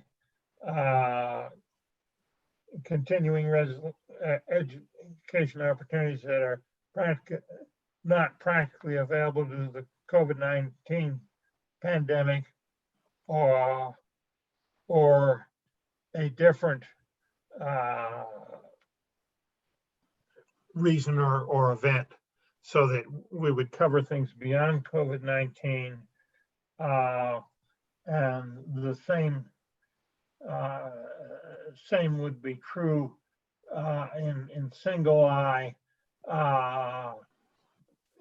Examination is not being given due to COVID-19, or the language is already there, or a different reason or event. That would remain the same. We would continue to give the relevant licensing and certifying authority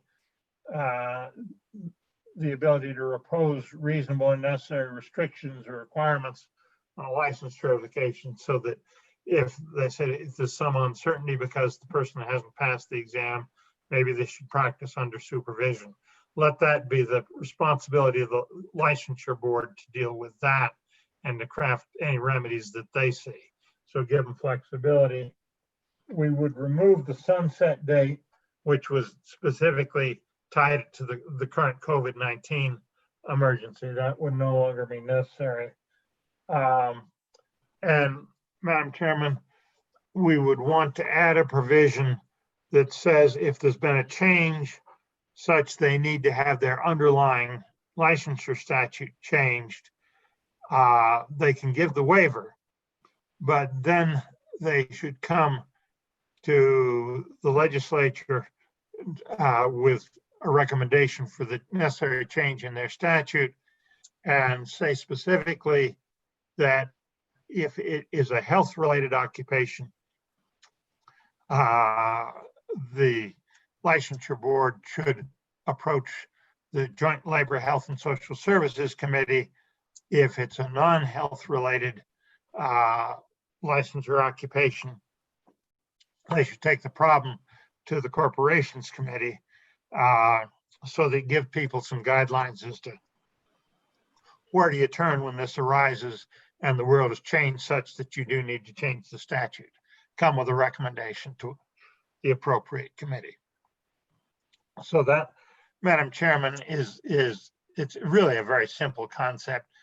Gives, the way I would summarize it, is it gives the licensure boards the statutory ability to be sensible when one of these situations arises, to deal with say the exam couldn't be given 1 year for some technical reason.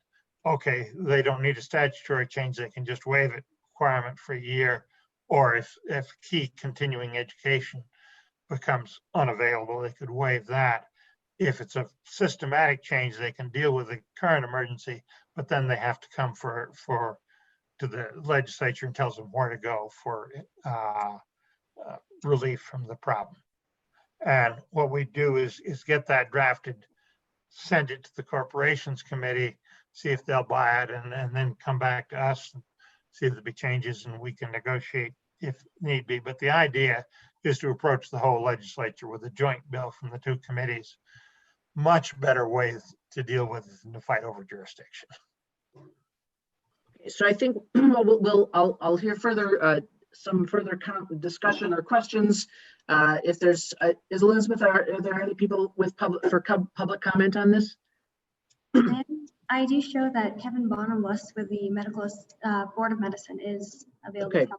So I'll hear further comments from the members, then we'll take Mr. Bonham-Lust, and then I will be eager to hear if there's a motion for the bill, and then we can work the specific amendments. So any more questions from the committee? I don't see any. Okay, why don't you let in Mr. Bonham-Lust? I have admitted him and he should be joining shortly. All right.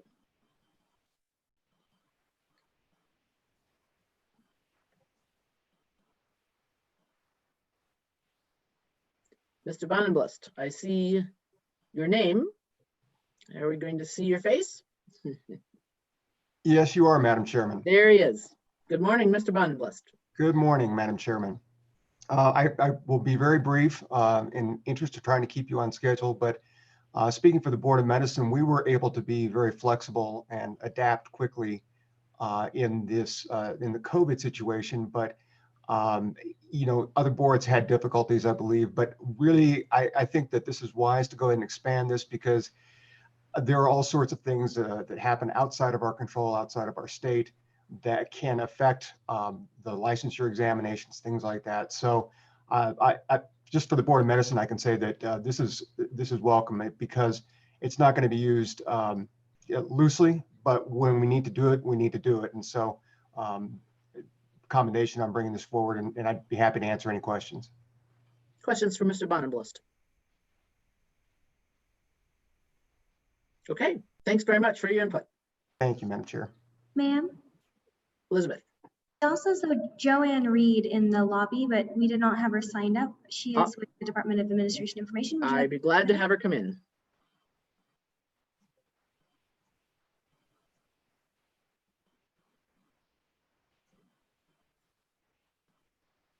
Ms. Reed, I see your filing cabinet. Are you there? I see the top of your head. Maybe tilt your computer down a little bit there. Oh, you stood up there. Good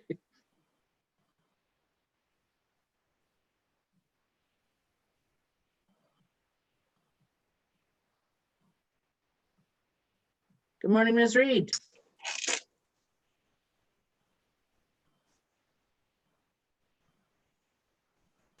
Good morning, Ms. Reed. You're welcome to share your thoughts. Looks like you're off of mute, so you have the floor.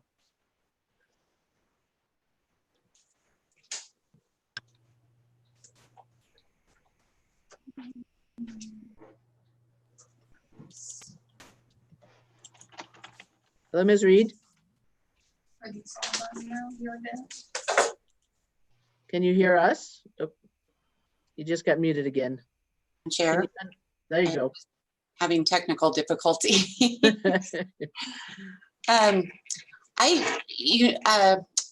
Most of the boards within the professional licensing boards were able to accommodate very, very quickly for any licensure issues. Many of the boards have already in place streamlined licensure for reciprocal licenses, emergency statutes that allowed for individuals to come in and practice without a license during the emergency period. There were a couple of instances that, especially for, as you know, the physical therapy board did have some difficulty. They didn't have the authority for a temporary license that I believe was being looked into, but they do have a statute that allowed for physical therapists licensed in another jurisdiction to come into the state and practice during the emergency period. So we did have several individuals that have done that. We did have 2 individuals that were able to obtain licensure in South Dakota and then were able to come into Wyoming and work under the emergency statute. So all in all, the 20 boards served by the professional licensing boards, we just really have not been able to overcome any issues that we experienced during the COVID crisis. So, and as you say, the physical therapy, I think the physical therapist, and I can't remember the other profession where I became aware of this.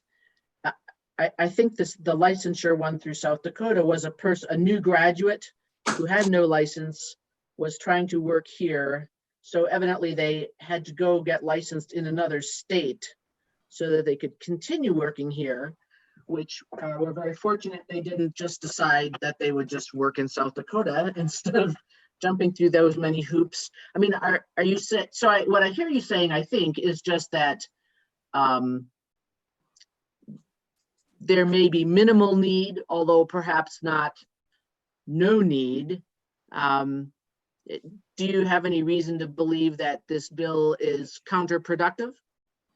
Madam Chair, I agree. I do believe that it would be beneficial in some instances, as long as it's not blocking areas for other boards. We wouldn't want it to be a hindrance, so we would like it to still give the boards a choice with the may instead of a shall. That was the discussion during the June meeting, whether it should be may or shall in the language. As long as it's a may and giving the boards the option, I think that would be very beneficial.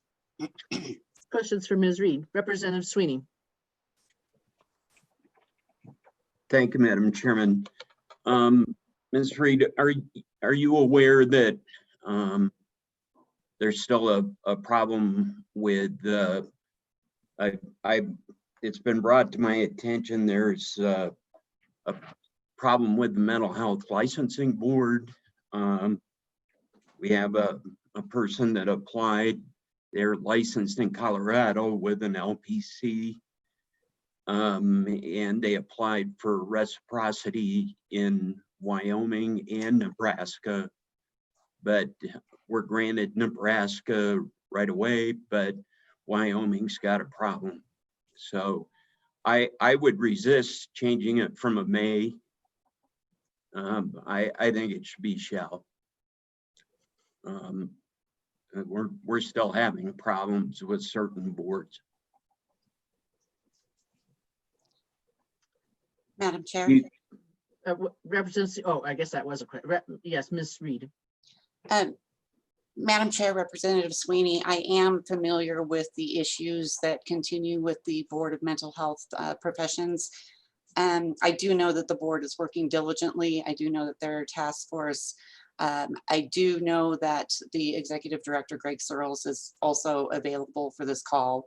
If he is allowed to come on, I would prefer that he speak to that.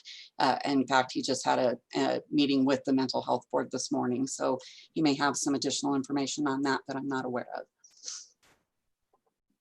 of. Representative Sweeney. Madam Chairman, I really don't need his testimony. I just think it should be shall, because across the board, if the different boards don't choose to use common sense, which we can't legislate, this gives some direction to the Mental Health Licensing Board and the other 19 boards that were discussed, and gives better direction in that they shall take a look at these things when we've got situations like this. And if Nebraska can figure these things out, why can't Wyoming in these different boards? So okay, so good. Representative Sweeney, when we are moving for amendments, if that's an amendment that you want to make on page 2, that that would be a good time for that. I don't know that we want to delve too much into the particular operations of specific boards, you know, overall, but that's a perfectly acceptable amendment to make later on. Senator Bouchard. Thank you, Madam Chair. I just want to, I'm gonna back up my colleague from Natrona. I think we have personally seen some of these things that have happened. And when we see neighboring states are able to give reciprocity immediately, and we're dragging for whatever reason, there's a problem. We know there's a problem in that, and specifically that board. And it just seems we keep coming back to the same roadblocks. So maybe we can work on an amendment that we can specifically deal with that one board. Maybe that's a solution. So when we get to page 2, we'll work on that. Ms. Reed, did you have something? Remember, we're right now, folks. We will hear we don't have a motion yet on as far as the bill. So let's keep it fairly broad. Ms. Reed, did you have a? No, I think I saw Representative Barlow. Did you have your hand up? So, Madam Chairman, this is more of a process question. The bill is actually not available to the public. And so folks are not able to actually see the bill. At least when I checked with Ms. Martineau, it was not posted on the website, not part of the agenda. It was an update. It was a recording. It was on the agenda as an update from the chairman or your co-chairman. So I guess I'm not clear, and certainly Ian would be, or John would be more appropriate to weigh in here, but I'm not sure if we should be, should be doing any action with this bill, or if we should, other than asking for a draft to be taken forward. The second comment, so that's one technical thing. The second one is, while I respect Senator Scott's opinion that we need more eyes on bills, I don't think that's necessary. And if the Corporations Committee wants to take this bill up, they've been working on it. Let them take it up. We appreciate being up. I appreciate being updated on it, but I don't think we need 2 committees spending time on it, et cetera. So 2 items. Thank you, Madam. Senator Scott. Madam Chairman, the concept was that we would not vote on a bill, but request to have one drafted. So I think that's more appropriate.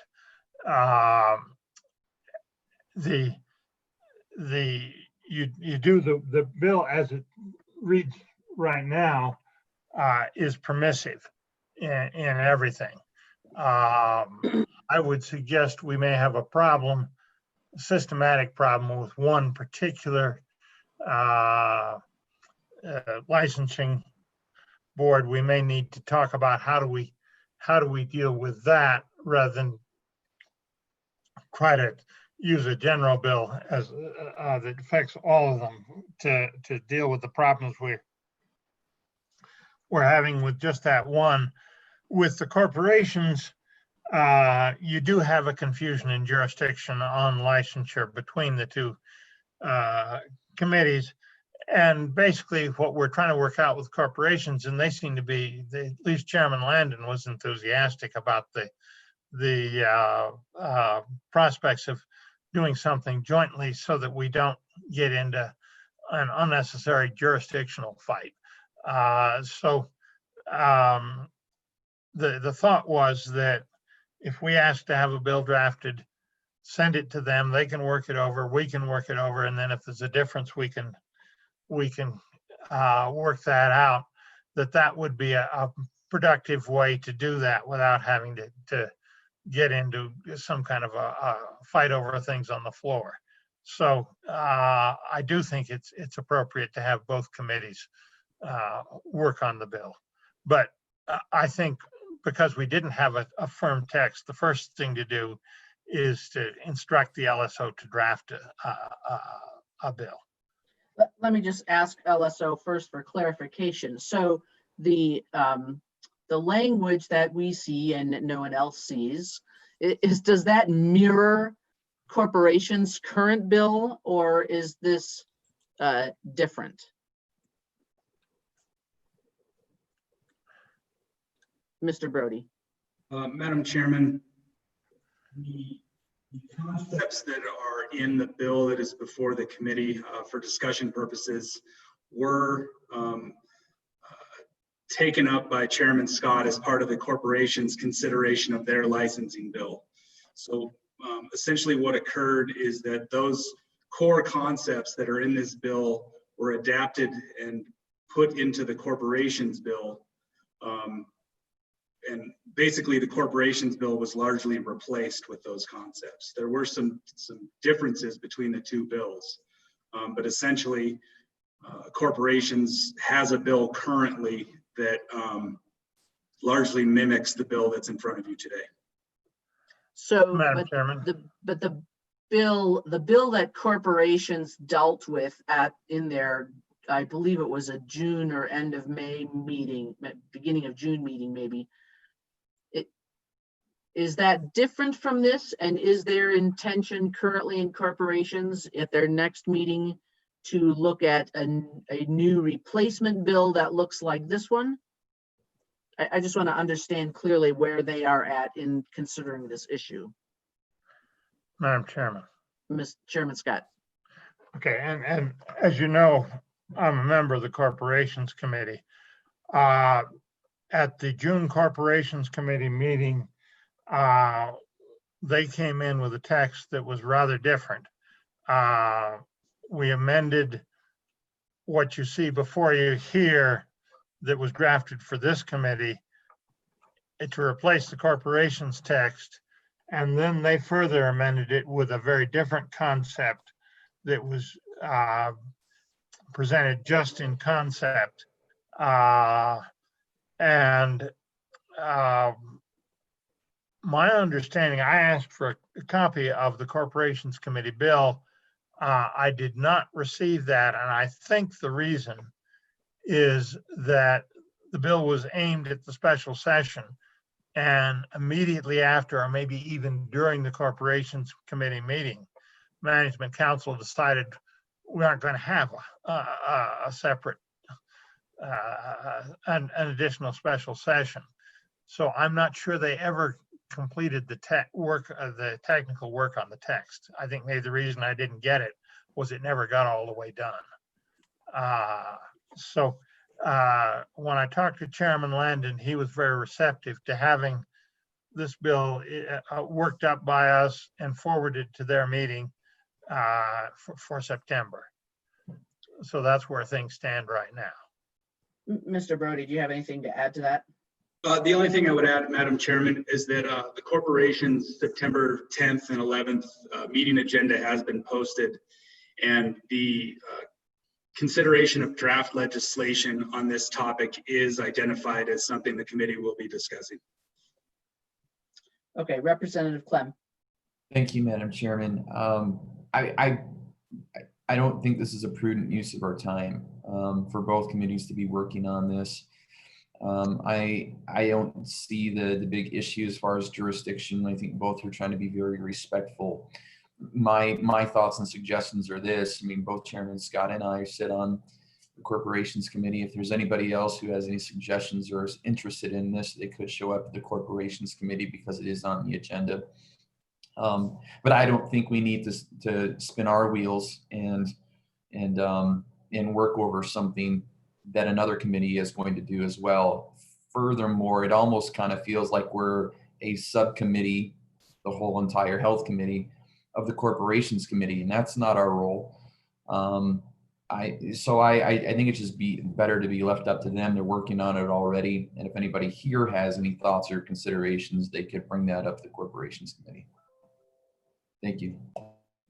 Okay, and so I think taking Representative Barlow's comment about the lack of notice, with not having the bill draft available with the public, the question would be whether there is a motion for us to ask LSO to draft a bill, basically with the language we have before us, for our consideration at the October meeting. I believe that would be the correct step next. Do I hear such a motion? Yes. Moved by Senator Scott. Is there a second? Seconded by Sweeney. Okay. Is there any discussion? Now we've had some discussion, so try not to replicate your discussion, but Representative Barlow. Thank you, Madam Chairman. So I guess this goes to Mr. Brody. So if we advance this motion, there's also, so this bill will be drafted. Is this the bill, and we ask it to be drafted? Is this the bill that the corporations will be taking up in September, or are they have a separate draft that they are taking up? That's my query for either Senator Scott or the LSO, somebody. What are we doing with this draft besides us considering, is anybody else going to be utilizing it? Thank you. Mr. Brody. Madam Chairman, obviously I do not staff corporations, but I've been in discussion with the staff attorney for that committee. My understanding is that the bill that was worked on in June, I believe, is still alive and well, and will be discussed by the committee at that time.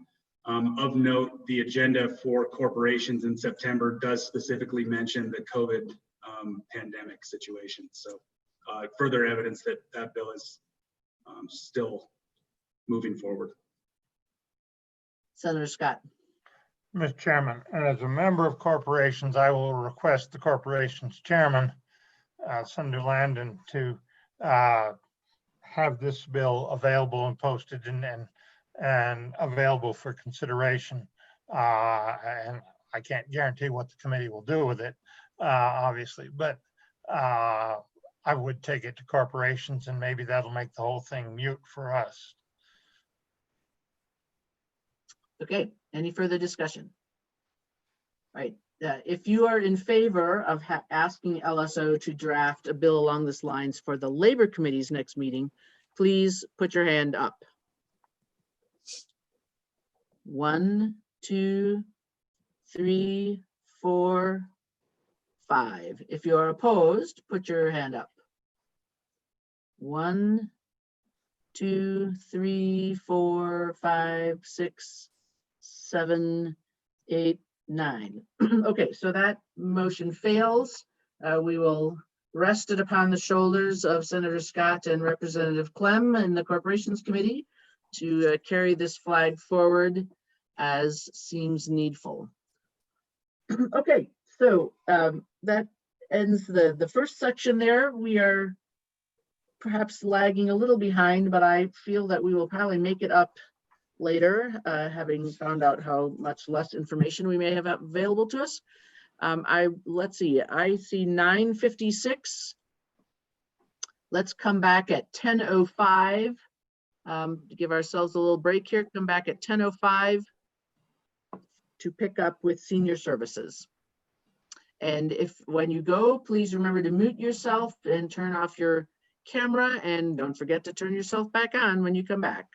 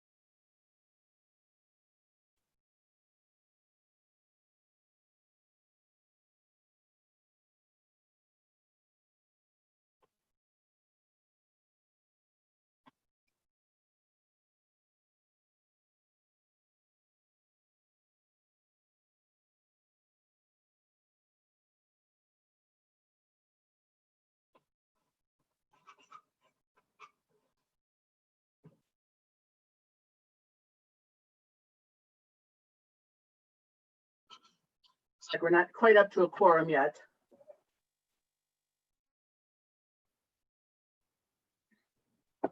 Ma'am, the Department of Health is also available for their presentation, and they've already been admitted. Okay. Super. I think we have, looks like most folks are back. The next item is senior services. The first item that I just wanted to offer opportunity for when we put together the agenda was for any senior care providers to let us know. I know that the boards have been very good about making temporary changes to rules and that sort of thing in the COVID situation, but whether there were any whether there were anything that as time went on that they said, boy, this should be something permanent and we need a statutory change. I just thought I'd provide the opportunity for any folks to comment on that at this time. So do we have are there any of the, whether nursing homes or licensure type people that signed up to comment on this, Elizabeth?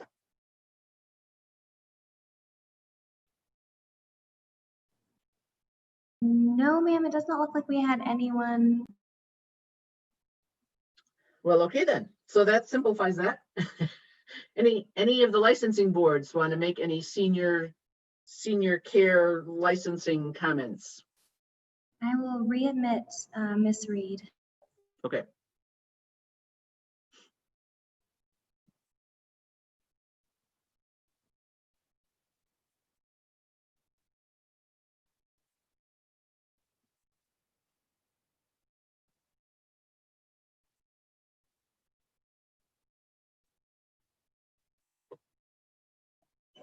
Ms. Reed, are you there?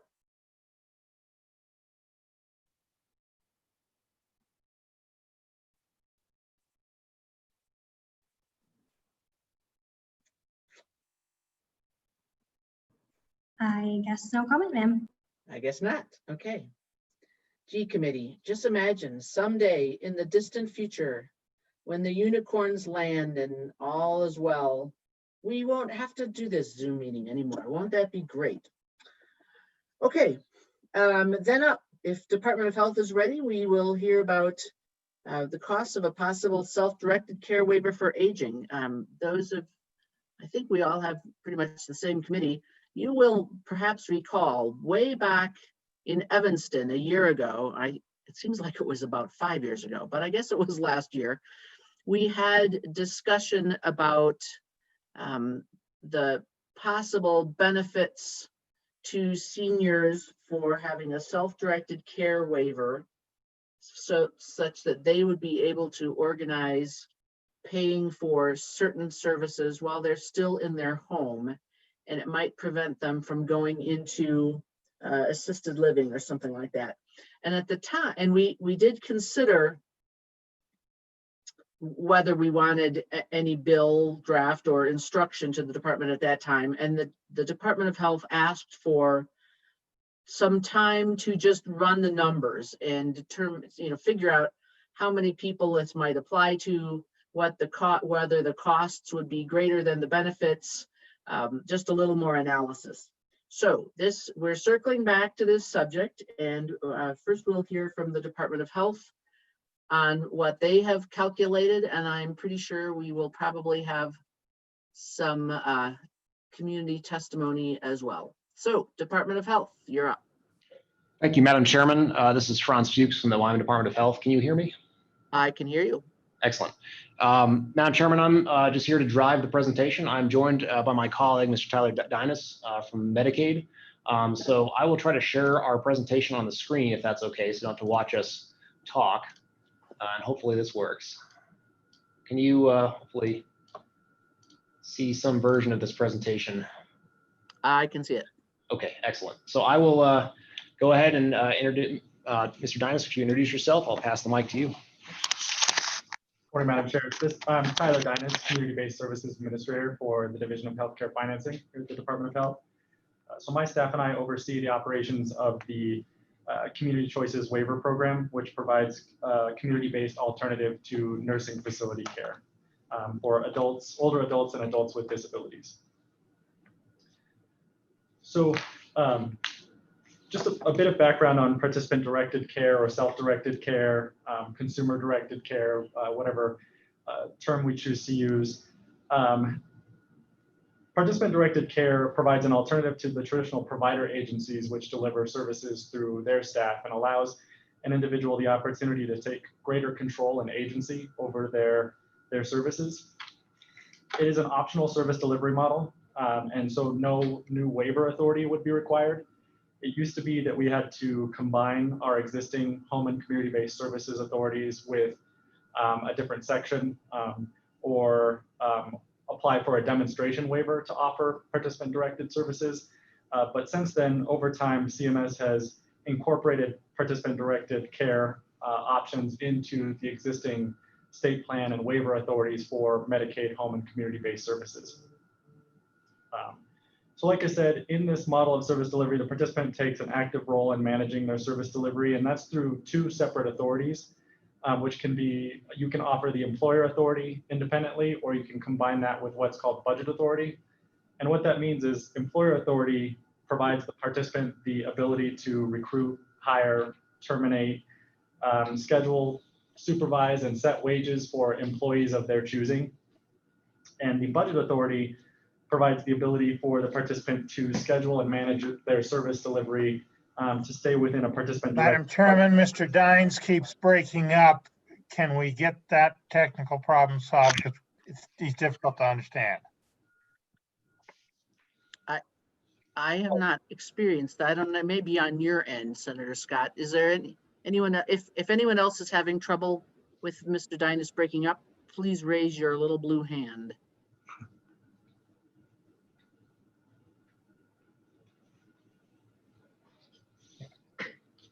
I'm not seeing any blue hands.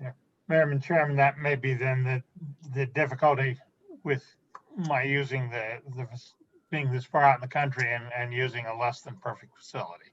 Apologize if I disrupted the committee, but I am having a great deal of difficulty understanding and hearing him because he keeps breaking up. We will take that as a caution on the challenges of participant-directed waivers. Go ahead, Mr. Dines. Thank you, Madam Chair. We've moved the mics closer, so maybe that will help as well. So let's move on to, yeah. So we currently offer participant direction options in the Community Choices Waiver Program.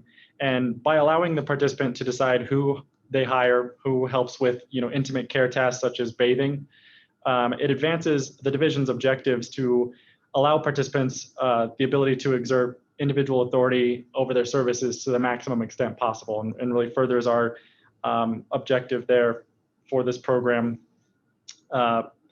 In the Community Choices Waiver model of participant direction, the participant is the common law employer. So they enroll as an employer, they are assigned an employer identification number, and they're responsible for typical employer duties.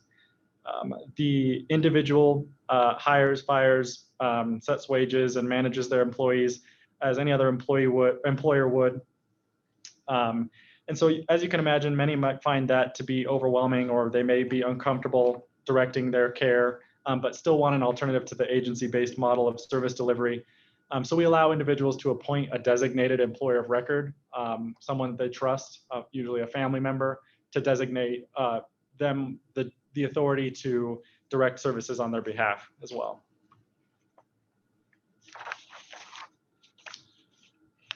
So when someone chooses to direct their own services under the Community Choices Waiver Program, they're not in it alone. They have a case manager who supports them in understanding their employer duties and planning for those responsibilities, and a financial management services agency, which assists with the administrative tasks such as withholding and paying employment taxes or unemployment insurance premiums, and for processing payroll and paying their employees. The participants, again, must manage their services to remain within a participant-directed budget, and case managers determine that budget based on the participants' assessed care needs.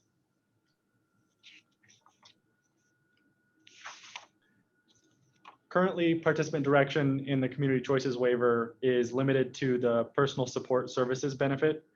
And this is a personal care / homemaker type benefit, which includes assistance with the participant accomplishing activities of daily living, such as bathing and dressing, and general household tasks such as light housekeeping, meal preparation, and grocery shopping.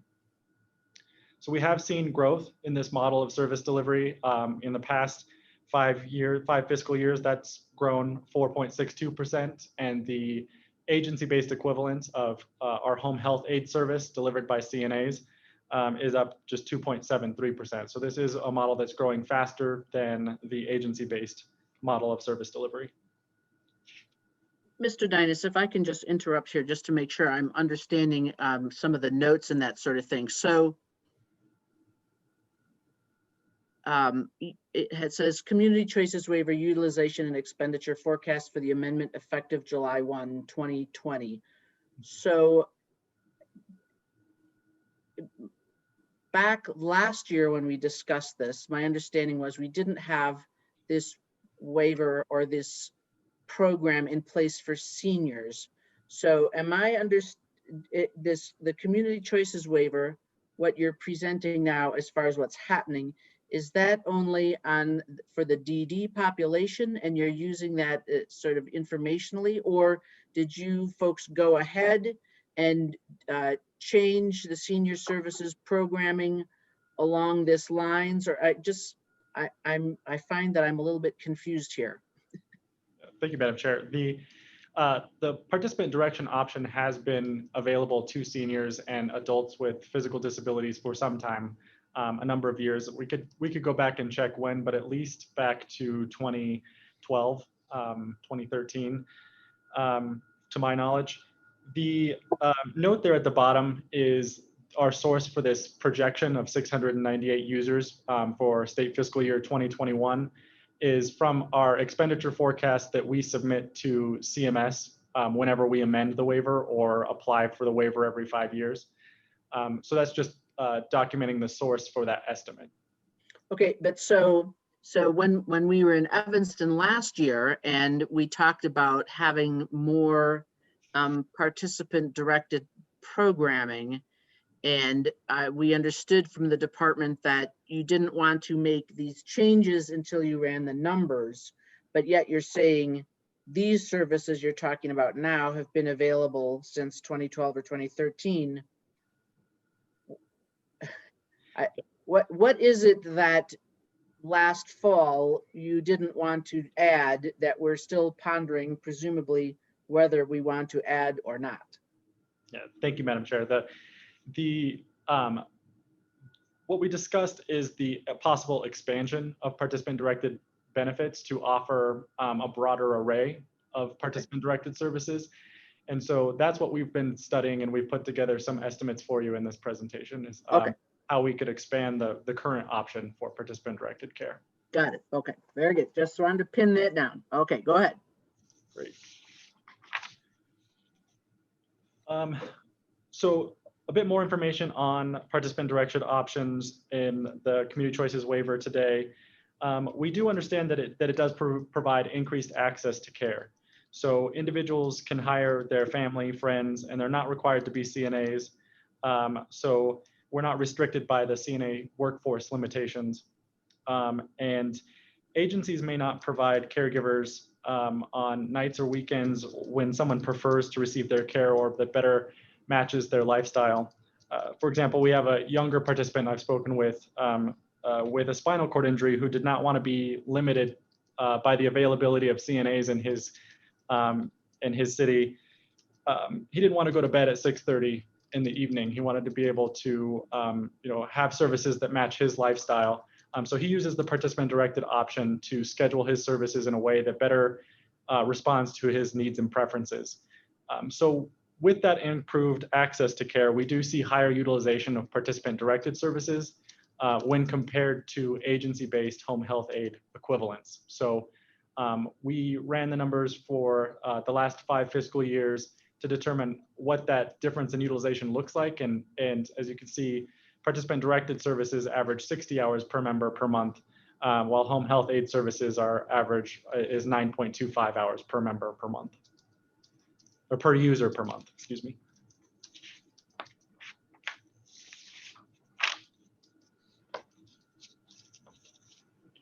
So as you can imagine, with increased utilization comes an increased cost.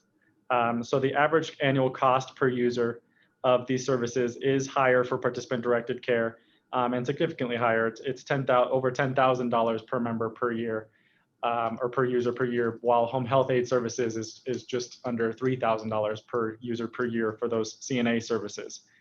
So again, we believe that comes with that increased access equals the higher utilization.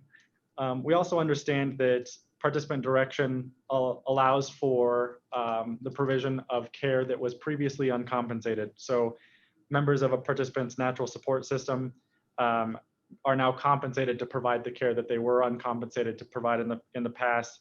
They may not have been able to work due to their caregiving responsibilities and are now employed to provide those services to their family member. Again, there's a bit of a difference in the definition of those services as well that we think contributes to that difference in utilization and cost. Home health aid services are limited to, the general household tasks are limited to those that are incidental to the personal care. So we don't allow CNAs to go to a person's home solely to help with grocery shopping or meal preparation. It has to be in conjunction with the need with activity of daily living, such as bathing or dressing.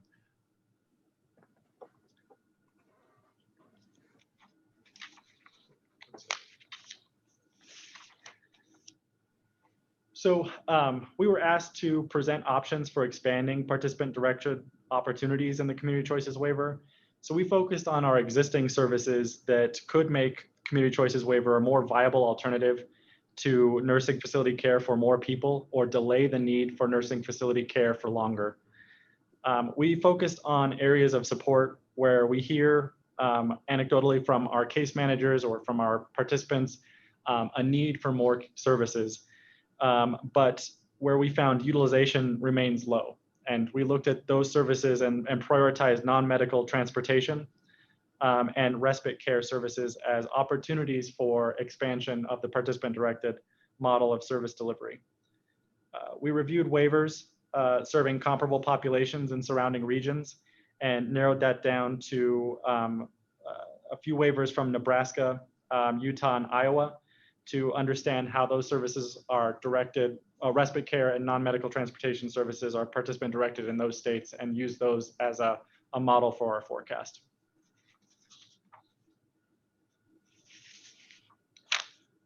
So like I said, we currently offer non-medical transportation in the Community Choices Waiver through agencies, such as our largest provider network are the senior centers who provide transportation services to our participants. And though we have, we hear about the desperate need for transportation services to help people go to the grocery store, access other community resources, utilization is very low in the program.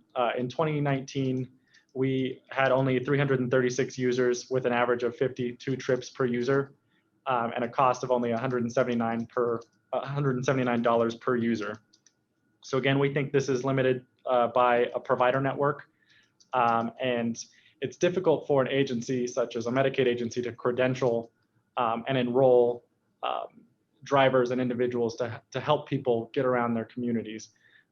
So participant direction could be an opportunity for us to allow individuals to hire their own employees to help them with their non-medical transportation needs.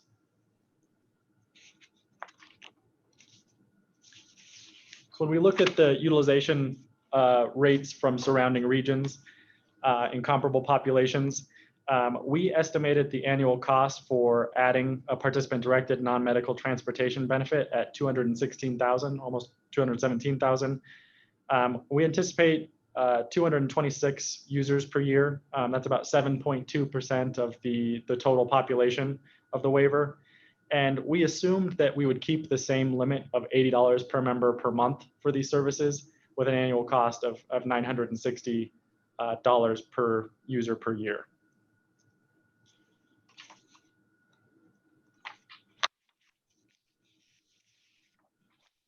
Again, while we currently offer respite care in the Community Choices Waiver Program, we're limited by the workforce of CNAs.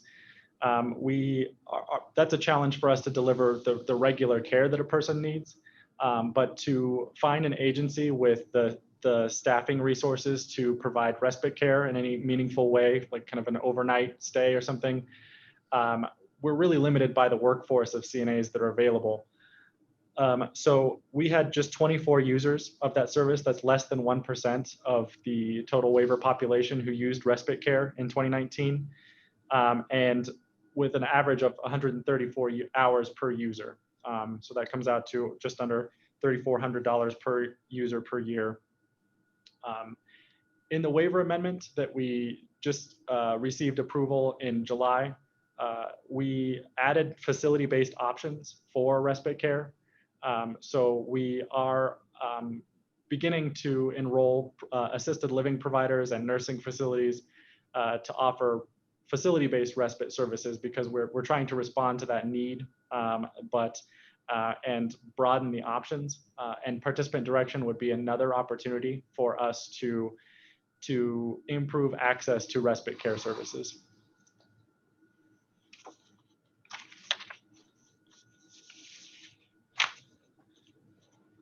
For respite care, again, we looked at the surrounding regions for utilization rates, and we estimate that if we were to offer a participant-directed option for respite, we would anticipate about 250 users.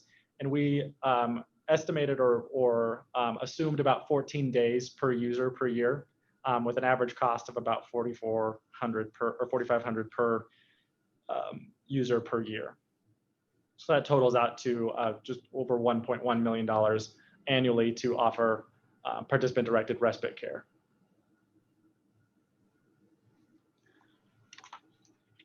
So those were the options that we wanted to present to you as opportunities for expansion of or prioritized opportunities for expansion of the participant-directed option, and we're happy to answer any questions you might have.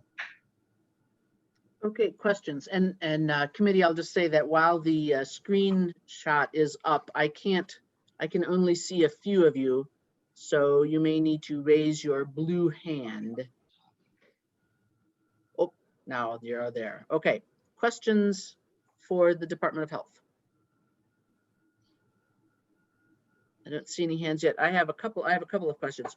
One is that earlier on you were explaining how home health aides could only do incidental home care tasks, and that didn't include grocery shopping and cooking.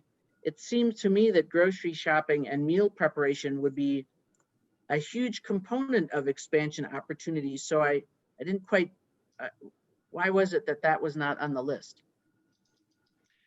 So the participant direction option does include assistance with those general household tasks. The comparison we were making there was that we believe that that's a contributing factor for why the average cost per user and average utilization per user is higher in participant directed care, because it does include those standalone household tasks that are not allowed under the home health aid benefit. Home health aides still can provide assistance with some of those general household tasks, but the reason for the visit has to be something like bathing or dressing, or a more direct care task. So they can't offer it as a standalone service. So we think that impacts the utilization of that service. Okay, so then my second question would be, what I didn't see, if you have a calculation of how much expenditure on assisted living are we not making because the people are using the self-directed care waiver. In other words, so it's costing $10,000 versus just under $3,000, but if the person stays at home for an extra 2 years, let's say, or 4 years, where I didn't hear a discussion of the trade-off with the current situation, and then if we were to expand it, what's the math on all of that? So, Madam Chairman, this is Franz Fuchs, Policy Analyst, Director's Office. We have been asked a similar question by JAC. We have a report due October 1st regarding really the waiver and home and community-based programs writ large versus nursing home expenses. And if I understand your question correctly, we're basically trying to figure out what is the offset. How much in potential nursing home and institutional type care are we saving based on the addition or implementation of home community-based alternatives? Is that a correct understanding of your question? Right. Although I might have drifted in the middle of that sentence somewhere, but. So, Madam Chairman, we are trying to answer that. It's not a straightforward answer, unfortunately, because to really, truly rigorously answer it, we need to invent a time machine and go back and not expand the waiver and see what would happen. What we're trying to do as an alternative to that, because that's a very costly proposition, is to try to use models to try to look at utilization across counties and counties that may have a low uptick or a low utilization rate of waiver-based services, and try to use those counties to extrapolate the trend in nursing home costs statewide. So that's kind of our approach. We're still developing it and still looking at that model. And we do have a report due to JAC on October 1st. So we will certainly be happy to forward that report to this committee as well as the Appropriations Committee with that answer. But it's unfortunately not a very clean and not very straightforward answer, because it's hard to say whether it's directly substituting for a nursing home stay or whether it may be inducing additional utilization. There's a lot of different factors that may be at work here. It's not a direct one-for-one substitution, if that makes sense. Co-Chairman Scott. You're muted still. Madam Chairman, I have a great deal of problem with this demonstration, this report. It seems to me different from what we were talking about a year ago in Evanston.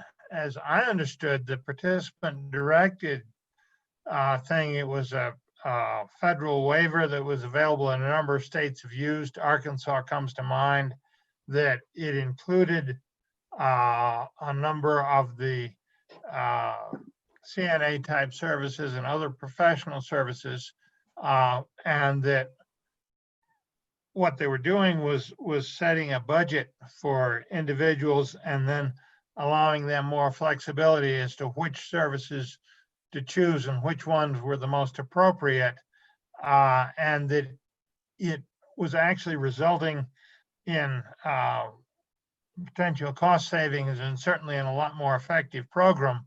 It was not increasing the size overall of the program, and this is just something very different. I'm having difficulty reconciling what we were talking about back in Evanston with this, and frankly, something that is an increase in the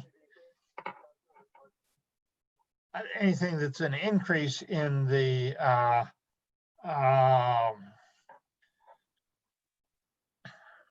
program.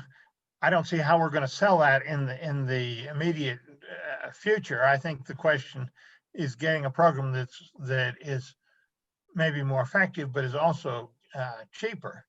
And I'm just having a great deal. I frankly couldn't hear all the presentation, but I'm having a great deal of difficulty with where this whole thing is going. I don't think it's where we were headed at all. More questions for the department? Representative Sweeney. Thank you, Madam Chairman. So I would have to agree with Chairman Scott. I'm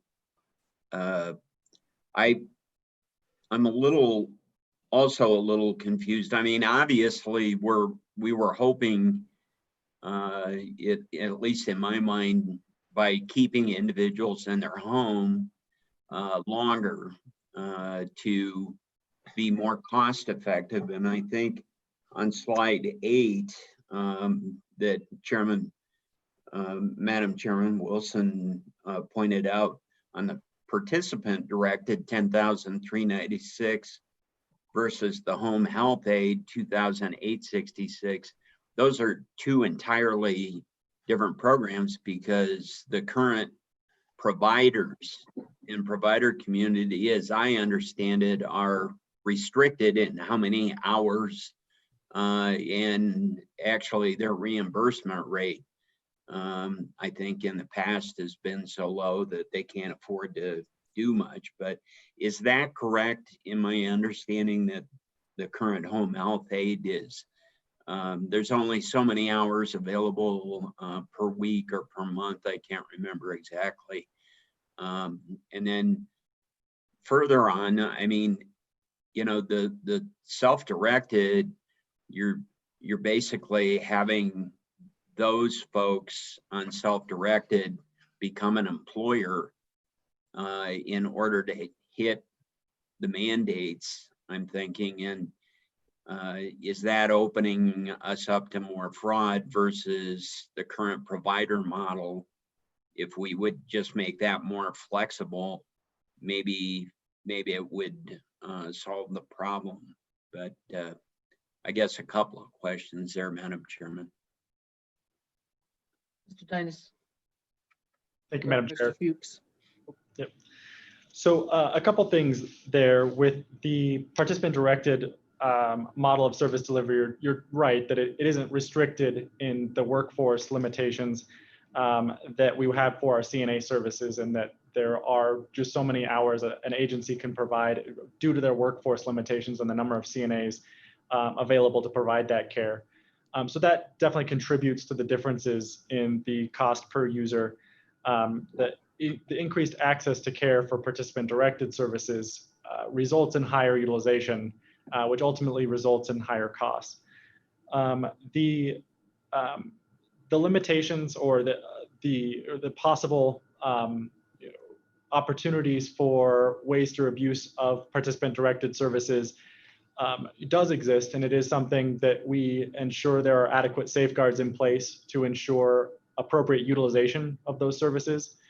And we have additional monitoring requirements for those services. It does exist, as it does for any service, the potential for waste or abuse, or for the delivery of services or the reimbursement for services never rendered. We are working across the board for our personal care-like services to comply with the 21st Century Cures Act and implement an electronic visit verification system that will help us, add an additional safeguard for ensuring the accountability for these services. I'm trying to remember, is there anything else that I left unaddressed? That question. More questions for the department. Representative Hallinan. Thank you, Madam Chairman. I have a question about respite care. What does that entail, and well, what does that include? Thank you, Madam Chairman. Department. Thank you, Madam Chair. Thank you, Representative. That is a great question, and it is it's something that we struggle with Medicaid having a different definition of respite care than what's traditionally used in the community.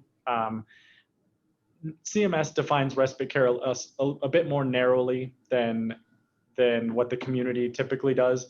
And so that includes kind of that companionship or protective oversight support when a caregiver is unavailable. So it has to be kind of an unscheduled benefit to relieve the normal or the normal caregiver of their responsibilities for a short period. So it includes some assistance with daily living activities and some companionship and protective oversight for individuals who need support or need some kind of supportive supervision due to a cognitive impairment such as dementia.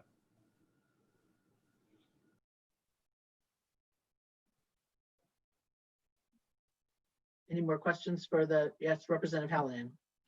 Thank you, Madam Chairman. Again, as follow-up, it seems to me that this program rises or falls on the amount of people that are currently in a nursing home and how much that costs versus the number of people that will no longer be in a nursing home and the amount that this costs.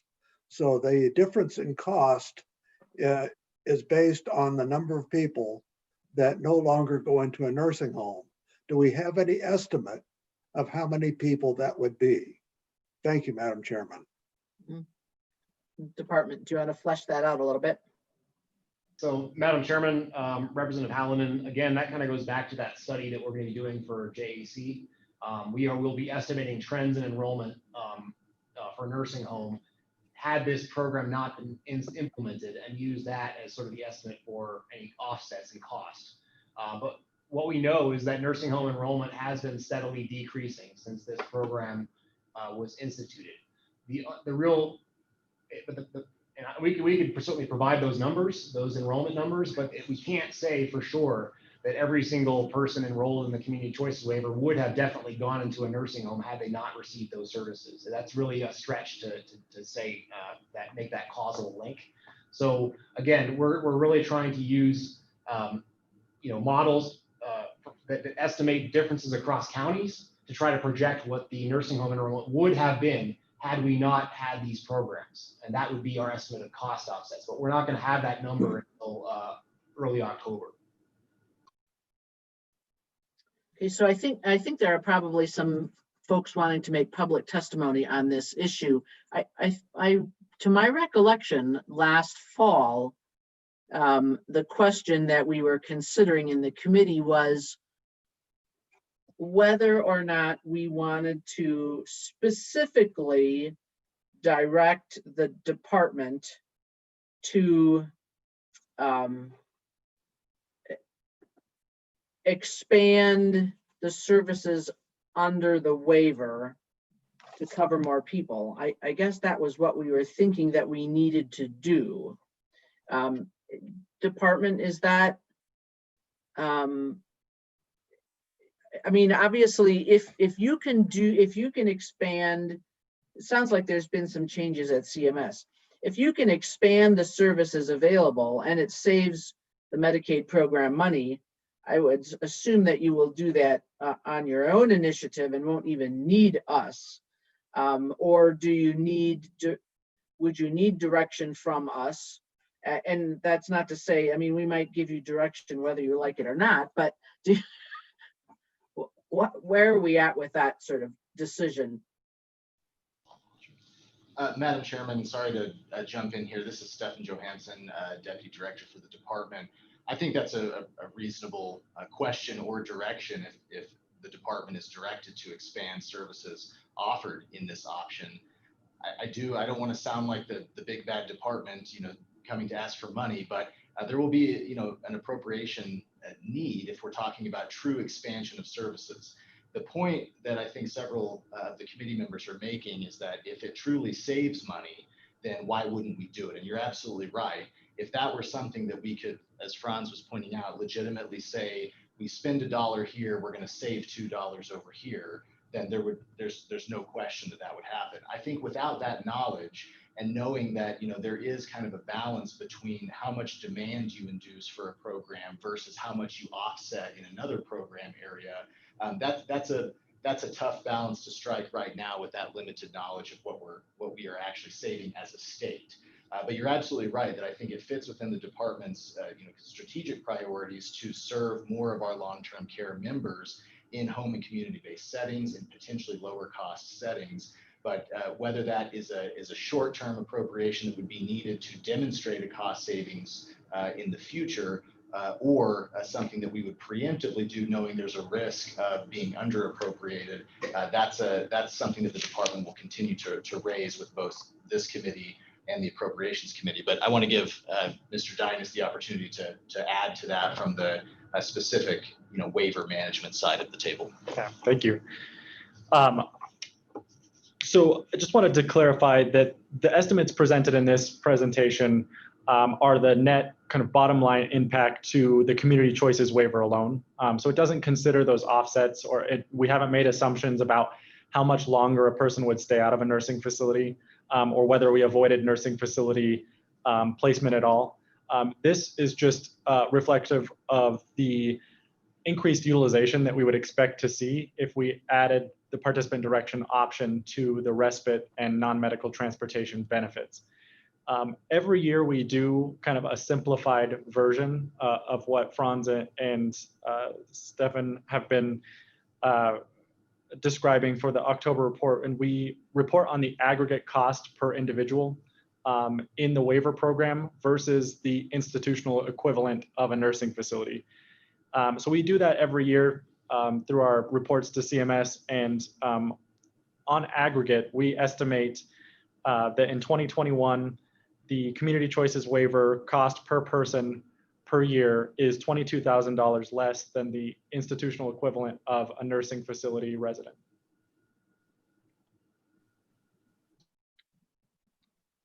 So if it's $22,000 less, then if, I'm sorry, this is like on the fly. If you kept a person out of a nursing home for 6 months, you would make up your money. Did I do that right?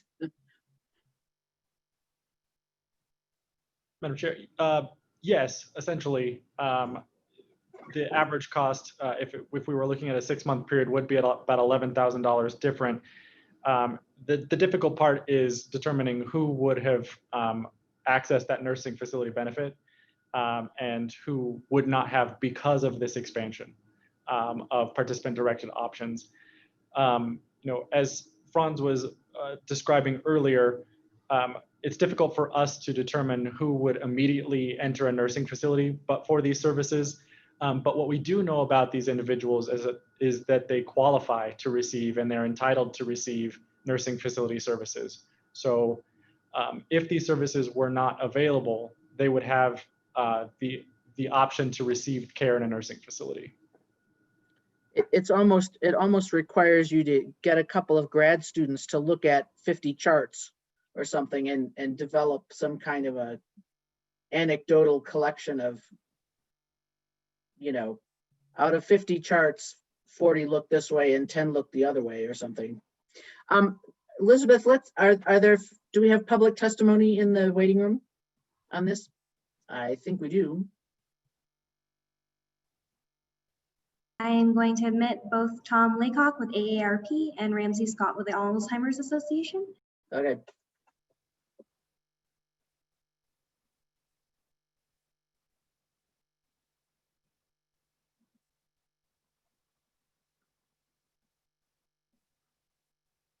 Mr. Laycock, you look like you're there. I am. Thank you, Chairman Wilson. I appreciate very much the time. Have you got any comments? I do. Good afternoon, committee. My name is Tom Laycock. I'm the Associate State Director for Advocacy and Communications for AARP Wyoming. I wanted to thank Tyler Dynas for his great work in putting together an explanation and overview of self-directed care services in the state of Wyoming. At AARP, we're very aware of the budgetary restrictions the state is under, and wanted to point out that by adding non-medical transportation and respite care delivered by friends, family, and neighbors, as was discussed today, that actually incentivizes Wyoming citizens to use the Community Choices waiver. I think you guys were kind of picking up on that at the end of the conversation. That's important because we know the Community Choices waiver is so much less expensive for delivering long-term care services through Medicaid than traditional skilled nursing facility stays. Our members tell us that not being able to find transportation or respite care for loved ones in their community are the two top reasons that people actually move into skilled nursing facilities. So I know these two numbers a lot, and I'll say it again today, but $4,300 and $1,635. $4,300 is the average cost per person per month of someone who's in a Wyoming skilled nursing facility under the Medicaid program. Keep in mind, 64% of all nursing home residents are in skilled nursing facilities in Wyoming on Medicaid's dime. Now, $1,635 is the average cost per person per month of someone who's being treated through home services on the Community Choices waiver. In other words, by what you're doing is by helping people find opportunities to get a ride to the store or somewhere else from a friend or family member, you're incentivizing citizens to use the state's lower cost option. You're incentivizing them to use that $1,635 instead of $4,300 and saving the Medicaid program about $2,600 per member per month.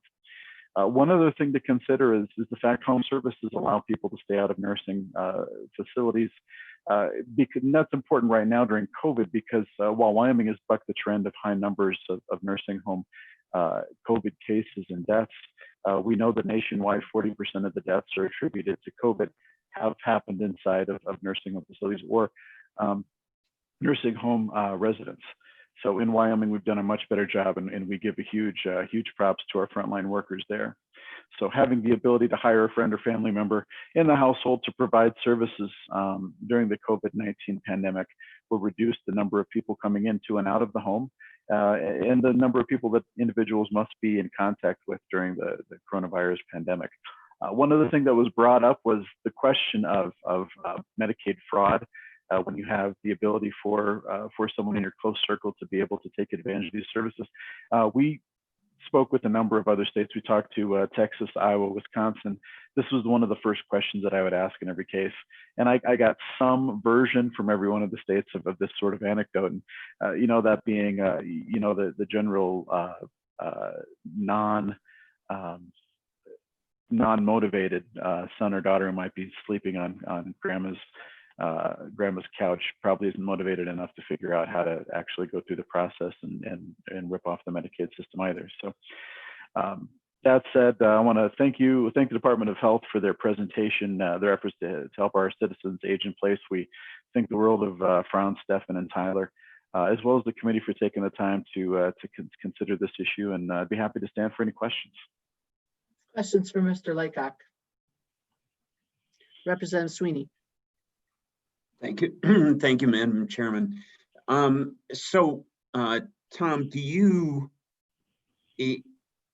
are these services currently utilized? Because my understanding is this participant directed waiver is already approved.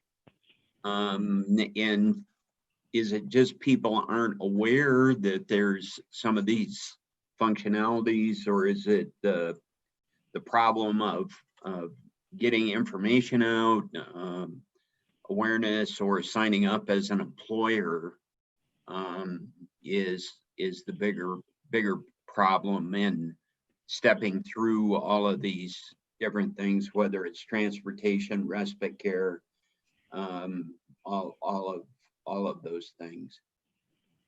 Mr. Laycock. Madam Chairman, Representative Sweeney, that's a great question. And I think the answer lies in the fact that right now we're kind of on an agency-based model. And so if you want transportation through the Medicaid waiver program, you have to find an agency that has the time and the ability to actually get out to you and get you the ride kind of when you want it or when you're able to use it. I think under the participant directed model, that could be opened up a little bit to someone, a neighbor, a friend, a family member, something like that, which offers a little bit of incentive for people to be able to make those rides, get people there. Not to mention the respite care piece of it too.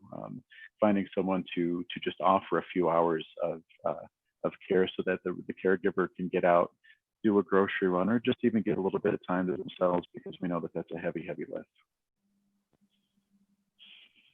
More questions for Mr. Laycock?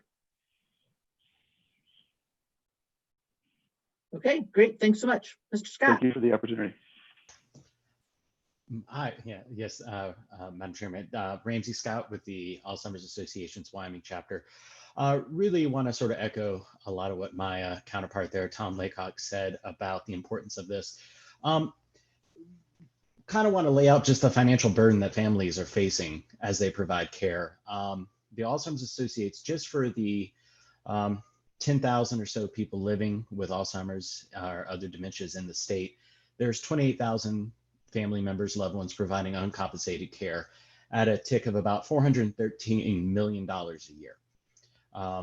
They're already providing this care, and it has a substantial impact on their own financial well-being and their health as well. We average nationally that just over $11,000 per family is being spent out of pocket for health and long-term care costs for a senior with Alzheimer's or other dementias. Then of that, about $5,724 annually is just their out-of-pocket costs to provide transportation and non-medical supplies. Care contributors are 61% more likely to go hungry than non-care contributors, 1 in 5 care contributors cuts back on their own doctor visits. 1 in 9 does not buy the medications they actually need. And 48% of care contributors cut back on their daily expenses. They end up having to quit jobs. They are providing this care because it is what's right. And so the longer we can make it possible for these families to be able to provide this care, the better outcome it's going to be, both for those living with Alzheimer's or other dementias and for them themselves. We know that study is coming out, and we're really looking forward to seeing that, to actually get some good numbers on this, to figure out exactly the type of impact it'll have on the state budget. I'd bet dollars to donuts it's going to show what we already know, which is that it's going to save the state money, because you're going to keep people out of that long-term care, which is a substantial cost. Just want to thank you for looking at this. We see this as being a potential benefit to the families that are already providing care. They're doing the right thing, and it'd be great for the state to be able to support them somewhat as they take this burden on. I know just from my own family experiences that it takes a lot out of you, both financially and mentally. And so not worrying about paying the electric bill, or not worrying about having to forego your blood pressure medication because you want to make sure mom and dad have the right medication as they live, as you're trying to take care of them, is going to not only impact their well-being and the amount of money the state's going to have to pay for assisted living, but also just that other secondary impact of a caregiver's own health being impacted by the stress and the lack of care they're giving themselves. And so I'll just go ahead and end it there and just say thank you again for looking at this, and I stand for any questions. Questions for Mr. Scott? Senator Schuler. Thank you, Madam Chair. And this could be for Mr. Scott or Mr. Laycock, either one. I just wondered about, do we have a problem in our state with, because I really like the participant-directed waiver services and the fact that it will save us money, and I think it's better for the person. But do we have issues with fraud? And if we do, how do we get to the bottom of it? Thank you. Any answers for Mr. Laycock or Mr. Scott? That might be the department. I don't know. Tom, I'll let you go first if you want. Mr. Laycock. Madam Chair, I know the Department of Health does have a Medicaid fraud investigators at this point. I think they've been pretty successful in the recent past. So I'd certainly defer to the Department of Health in terms of how that program works and how effective they believe it is. But that does exist at present. I would, Madam Chair, Senator Schuler, I would echo Tom on that. I tend to defer to him on these things because he's been doing this longer. He has way more knowledge than I am. Also, he looks better in a suit.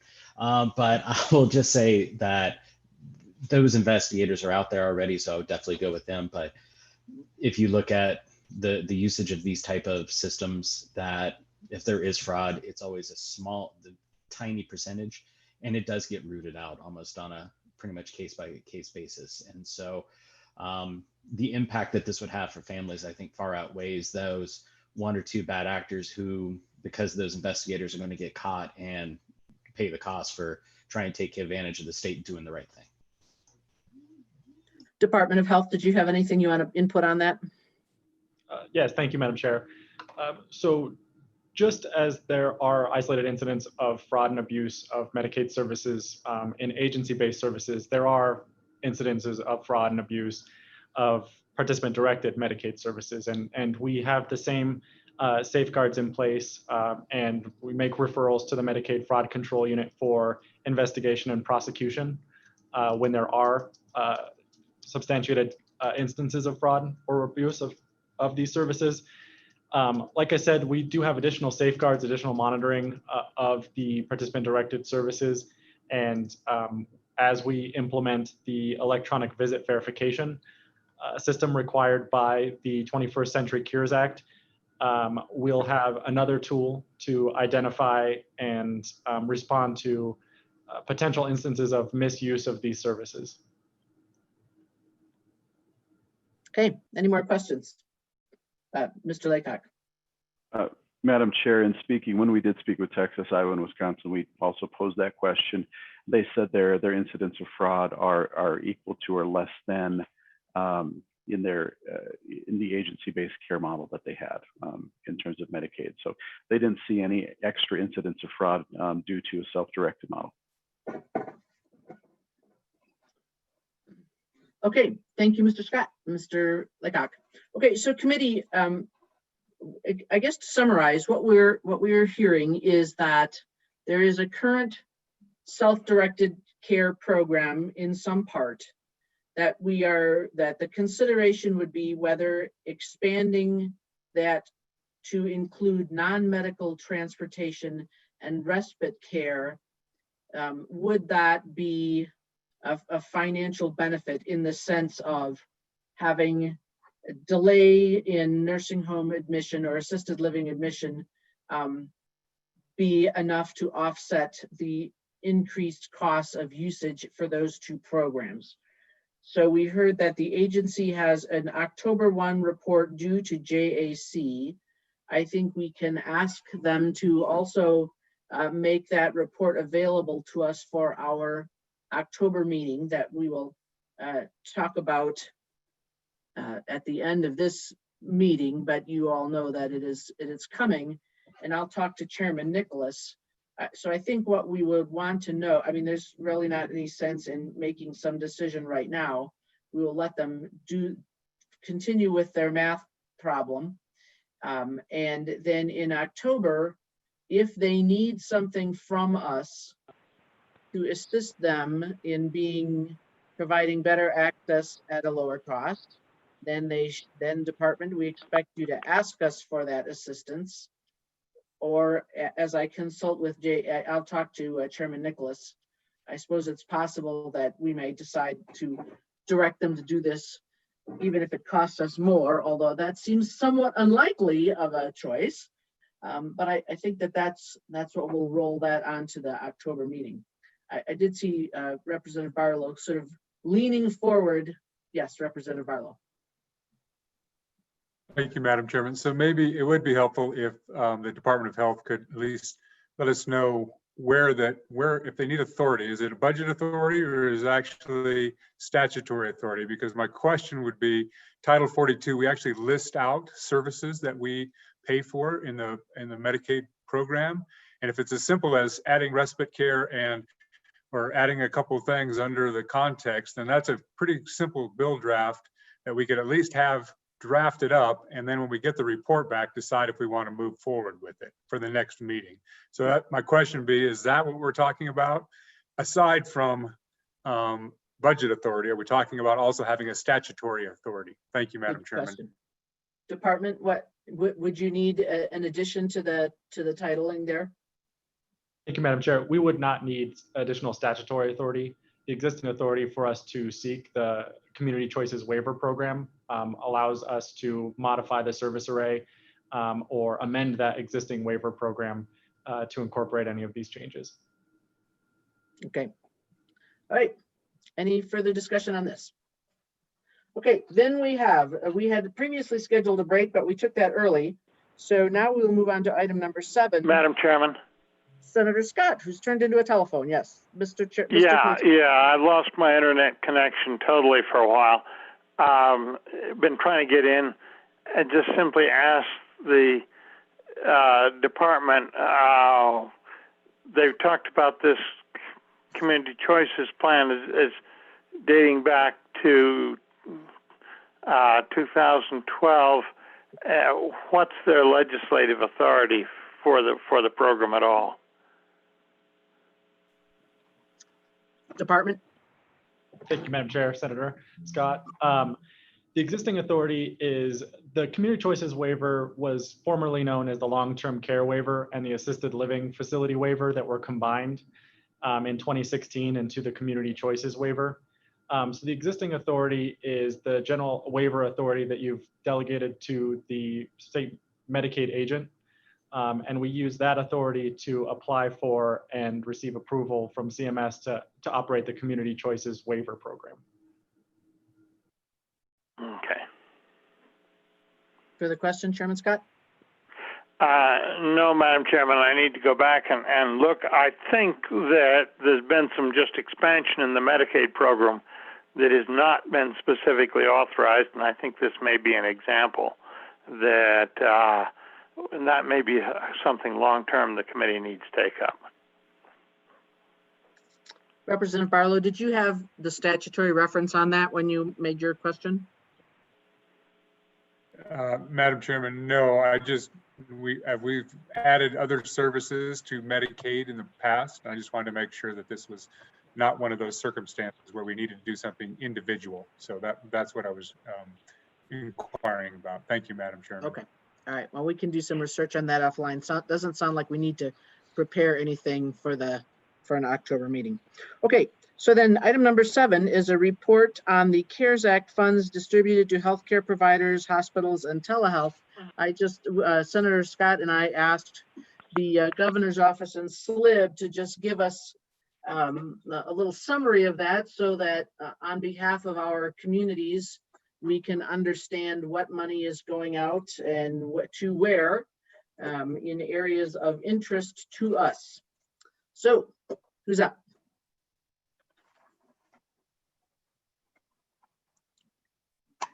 Elizabeth, who do we have? Is Ms. Scoggin, are you presenting for this? You're muted though. Yes, good morning, Madam Chairman. Yes, I will be presenting on behalf of the Office of State Lands and Investments. Okay. If you're ready, we'll get started. We are. Go right ahead. Okay, thank you, Madam Chair. So let us pull up, we've got a short PowerPoint slide presentation for you. Share screen. Okay. Give us a minute, please, to bring that up. Where is it? Oh, there you go. There you go. Okay. So OSLI was asked to report today on the CARES Act funds distributed to healthcare providers. We have a short slide presentation for you this morning, but before we get into the details, I just want to provide a little background of the Coronavirus Relief Grants Program. We call it the CRG program here at OSLI, and it's administered through the State Loan and Investment Board. The CRG program was created during the 2020 special session of the Wyoming legislature. It granted administration and rulemaking authority for the program to SLIB. The legislation authorizes SLIB to issue grants to eligible applicants for costs related to the COVID-19 health crisis. All grants issued by the board must meet all applicable federal eligibility. So therefore, the CARES Act relief funds may only be used on expenditures that, number one, are necessary and incurred due to the public health emergency with respect to COVID-19. Number two, are not accounted for in the most recently approved government budget as of March 27th, 2020, and were incurred between March 1 and December 30th of 2020. The three categories of eligible applicants in the CRG program through SLIB are cities, towns, counties, and other political subdivisions, tribal councils after they've exhausted the relief funds provided directly to them by the U.S. Treasury, and Wyoming healthcare providers, rural healthcare districts, hospital districts, and healthcare facilities. Then there's the Wyoming state legislation, which requires the following criteria be used to evaluate the applications. First, it must be determined whether the expenditure is an appropriate use of the fund and in compliance with the CARES Act. Then whether the expenditures were incurred and or continue to be incurred as a direct response of combating COVID-19 in Wyoming. Whether the expenditure is related to the economic impact of the COVID public health emergency, and whether the expenditure is in compliance with state law. The state legislation also tasks the Attorney General's office with review of all CRG program expenditure disbursements. SLIB has promulgated emergency rules, which are based on guidance provided by the U.S. Treasury, supplemented by the authorizing state legislation, and the rules have been drafted strictly to comply with both federal and state law. So OSLI has developed an application and review process, just like we do with all of our existing grant and loan programs, and we make funding recommendations to the board. Because the CARES Act requires that monies not spent in conformance with the federal legislation, that those must be repaid. We've been working diligently with the AG's office to quickly process applications and present them to the SLIB. So with that background, we'll move into the first slide. So we provided you with some statistics. This first slide shows by county in Wyoming, the funding requested, funding approved, percentage of funding approved to date, and the number of applications as related to all entities. So this is the comprehensive overview under the CRG program. As of our August 6th meeting, OSLI has received and processed a total of 109 applications, but we do have more pending. Jennifer, Jennifer, let me just interrupt you there for a moment.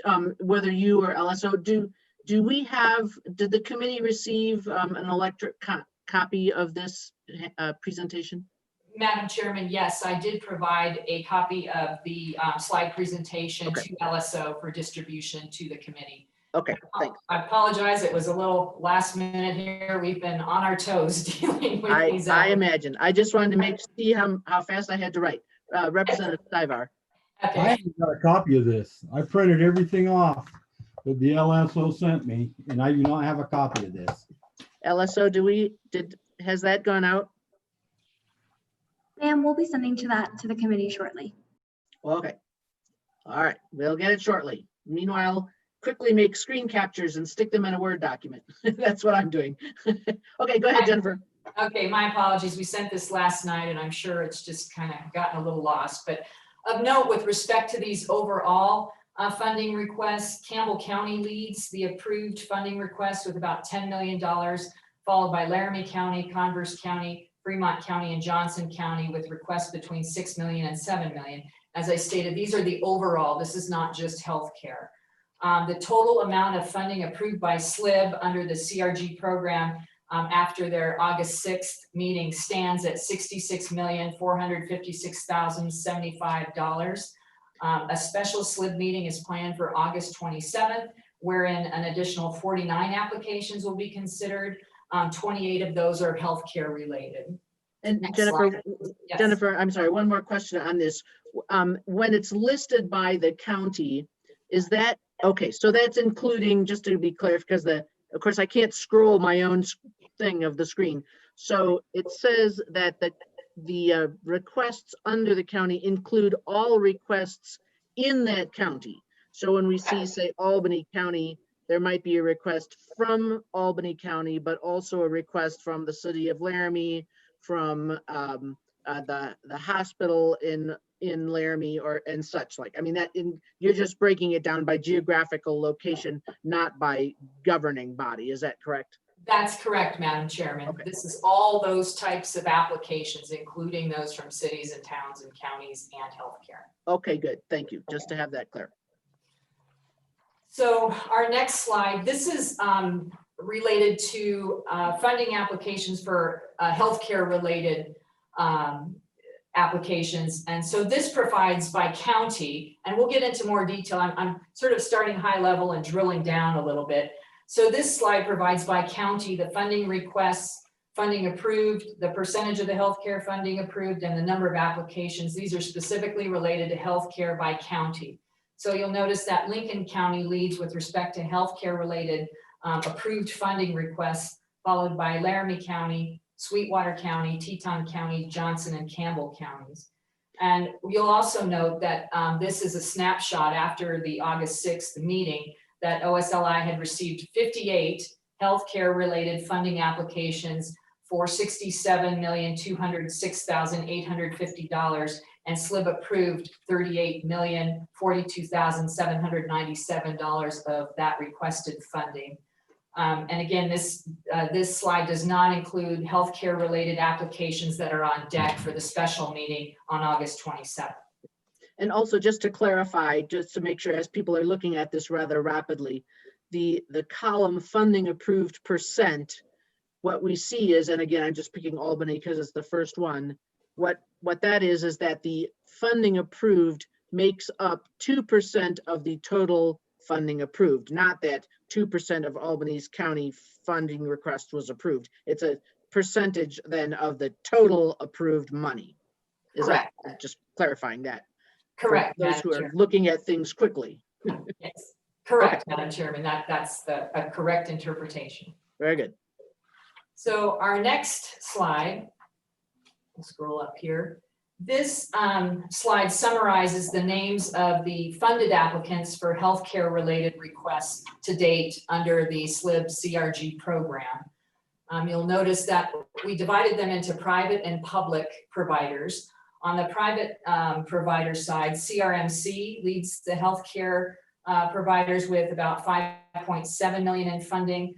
Memorial Hospital of Sweetwater County and South Lincoln Hospital District lead the public healthcare providers in funding with around $5 million each. So those are a list of those specific entities from which we've received applications.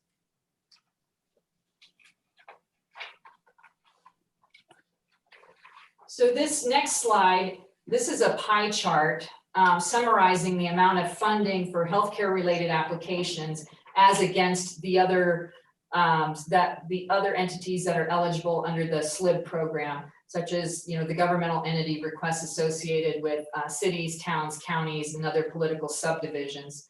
You'll note that currently healthcare related funding comprises about 57% of the CRG funding approved by the SLIB, and that 57 includes both the public and private. So next slide.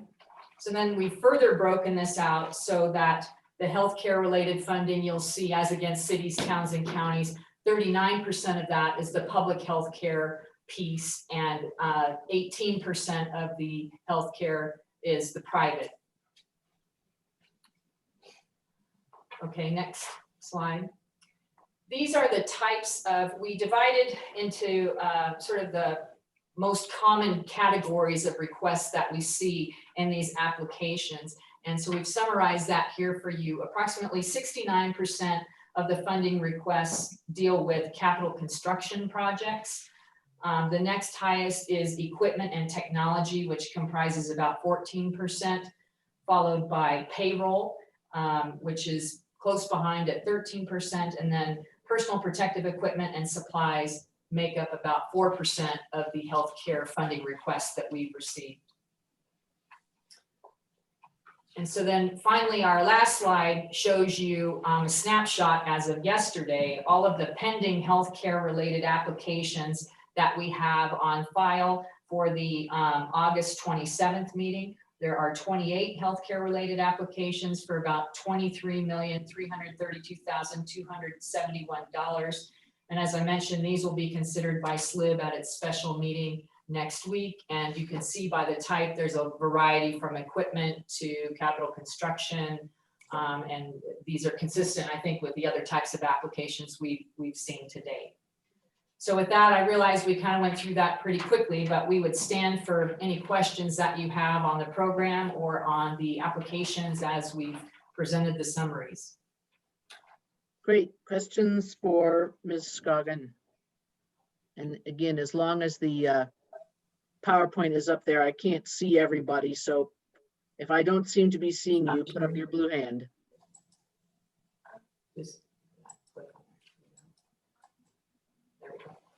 Here we go. Any questions? I'm not seeing any. Okay, no questions. And Madam Chairman. Oh, wait, here's Representative Sweeney. Representative Sweeney. Thank you, Madam Chairman. Does this list include all the requests that you're aware of from, say, Natrona County? As an example, it certainly looks like we left a lot of money laying on the table from the Natrona County versus, say, Campbell or Laramie County. Madam Chairman, Representative Sweeney, these are all of the applications that we have received. There could be others in the works, but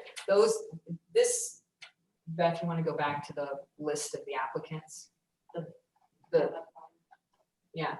So these are all the pending applications we have, and I'm not aware of anything from Natrona County. And then the other slide we had up also showed what we had received to date. So I am unaware of anything else from Natrona County. That's not to say that they aren't in the works and coming forward, but these are the only ones that we've received today. Chairman Scott, I saw your hand up before the screen came back up. Yeah, and Madam Chairman, following on Representative Sweeney's question, there seem to be great disparities in terms of where the funds are going, with some counties getting none, others getting a great deal, and not a clear rhyme or reason. What kind of outreach was there? Why is this being concentrated in some areas? This looks to me like a program that's just not functioning to meet the needs, which should be pretty widespread. Ms. Goggin?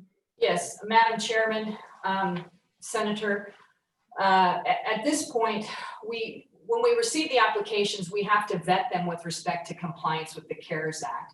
And a lot of times we have problems with the necessary piece. Now, there are some things in an application that we've tried to bifurcate some of the applications where we can, where certain things are like a no-brainer. We know they comply with the CARES Act, like PP&E and certain types of equipment and whatnot. We put those on the consent list, those go forward. We have other challenges where the applicant hasn't shown that what the request is actually necessary, or they are unable to show that it's addressing COVID-19 now. Sometimes we get what we perceive to be kind of a wish list for the individual hospitals or clinics. Or quite frankly, some of the projects simply can't meet the December 30th deadline within which the money has to be spent, not encumbered, but actually spent. Otherwise, those funds have to be repaid to the US Treasury. So we go through the applications.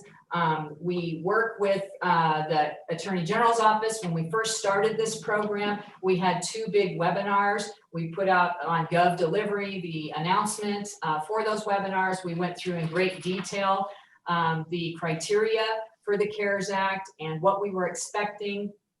We've had a number of like payroll type requests, and we've had difficulty getting in the supporting documentation, although some applications we've held open and we continue to pursue those. But you have to show, like on the payroll requests, that whatever it is the person is doing isn't their normal job. They've been diverted away from their normal job to COVID-19, or they've been hired solely for COVID-19 outcomes. We've sent out mass emails. We've worked with the County Commissioners Association. We've worked with Mr. Boley with the Hospital Association. So with WAM as well. So we have done what we can. We've got all kinds of information on our website.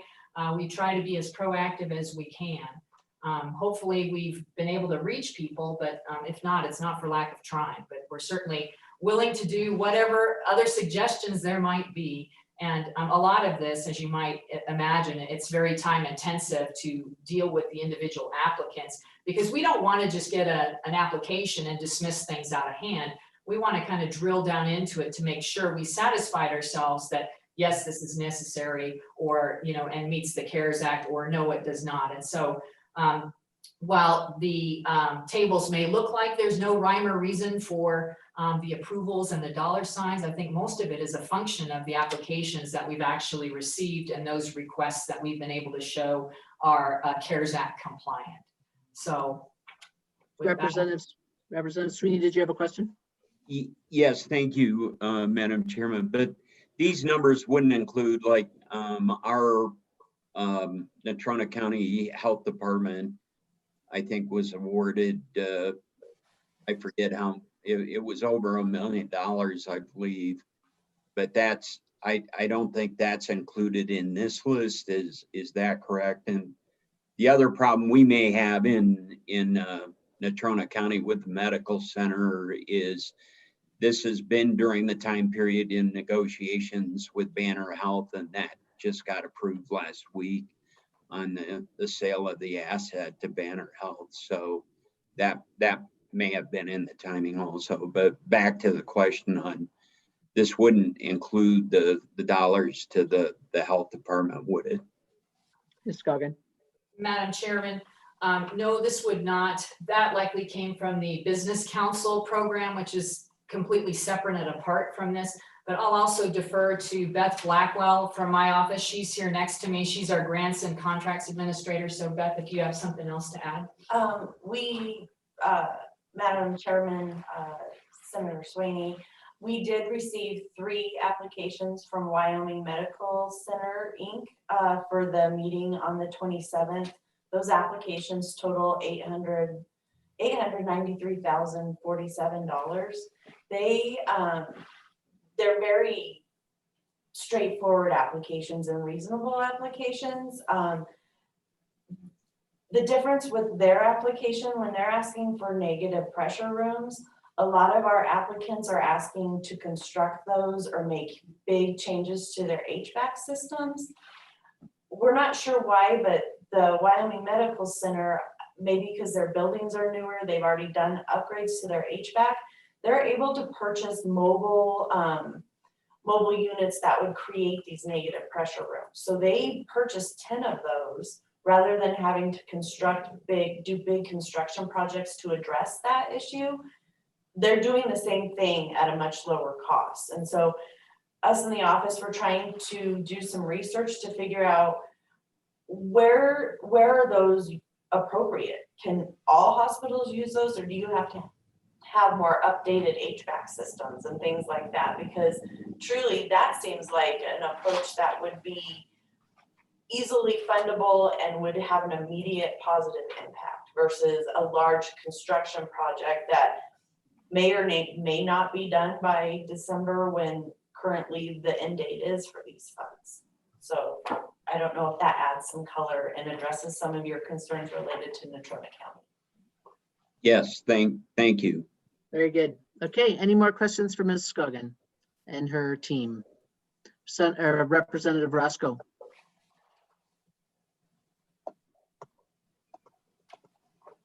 You're muted. Thank you, Madam Chair. I'm sorry. Jennifer, I know you've been really, really busy. I'm concerned, is there a time limit on these applications? Or are you keeping certain applications open, or is there a deadline on these applications? Madam Chairman, Representative Sweeney, we don't have a deadline per se at this point. To the extent, as I mentioned, that we were able to bifurcate pieces of applications and keep things open while we continue our diligence on them, we have done that. There has been discussion about, gee, when should be the absolute last meeting, if you will, of the SLIB to approve these things.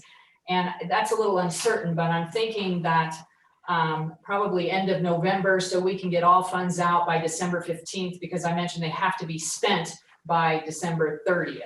And Madam Chairman, I would defer to Beth Blackwell with any additional color on that. I think Jen hit it on the head. We are trying to work with the entities that are applying so that we don't burden them to have to regularly reapply. But sometimes when we funded 95% of an application, it's just better for us to call it good on that application and for an entity to reapply for that remaining 5%, so that it's clear exactly what SLIB is funding. So we've tried really hard to, when an application consolidates capital construction, payroll, PP&E, to really dive into that to determine this stuff's easily fundable. We can stick that on a fund list and we can move forward with that. We're trying not to be so hard line in the sand and being reasonable and working with our entities. Right. Very good. More questions for Ms. Scott? Thank you, Madam Chair. Okay. It looks like we have, I think, is Ms. Legursky there from the governor's office? Yes, Madam Chairman. Erica Legursky, Governor's Office, here with Jen Davis. Good morning, Ms. Chairwoman. Oh, good morning. Couldn't quite detect you there in the back amongst the shrubbery. I need a picture. There you go. What would you like to tell us? Please add on. So, Madam Chair, I'll see if I can share my screen with you. What my understanding today is just to give you guys an update on the overall CARES Act and what we've been working on, and how the program that that the Office of State Lands just explained to you, how it kind of fits in that process. Let me see if I can share my screen with you. Let's see, are you getting the picture where it says CARES Act Spending Plan 2020? Yep. Okay. So as you're aware, with the current legislation that's in place, and I think that State Lands did a good job of explaining the 1.25 billion and how it's allocated. There are a lot of restrictions for that come out. It has to be COVID related. It can't be previously budgeted. And then currently it has to be spent by December 30th. And so those are kind of the rules that we're falling under right now. With that plan, we know that there are some bills that are currently being discussed in Congress. If one of those does happen, it could extend the date from 90 days from our fiscal year end, which would be September 30th. And then it would also maybe allow us to do some revenue replacement, which currently we cannot do within the current CARES money. You should be seeing a screen that has a lot of little circles on it. This is how the governor has decided to allocate, if you will, the buckets that we have put in for the CARES, for the CARES money. So we have 427 million that we've allocated to economic and business relief programs. You've heard about the 325 million that has gone out to the Business Council. That is included in there. There's 100 million that the governor has asked us to set aside for agriculture relief. And then we have $2 million that we gave to the Office of Homeland Security to purchase PPE for businesses for their reopening plan. So I'm not quite sure. I know that the JAC, the Joint Appropriations Committee, is getting a report from Don Richards that shows the expenditures that have happened in the WOLF system. And we're trying to reconcile that. So if you look at the WOLF system, right now, the 325 million, the governor's office has B11 that money to the Business Council.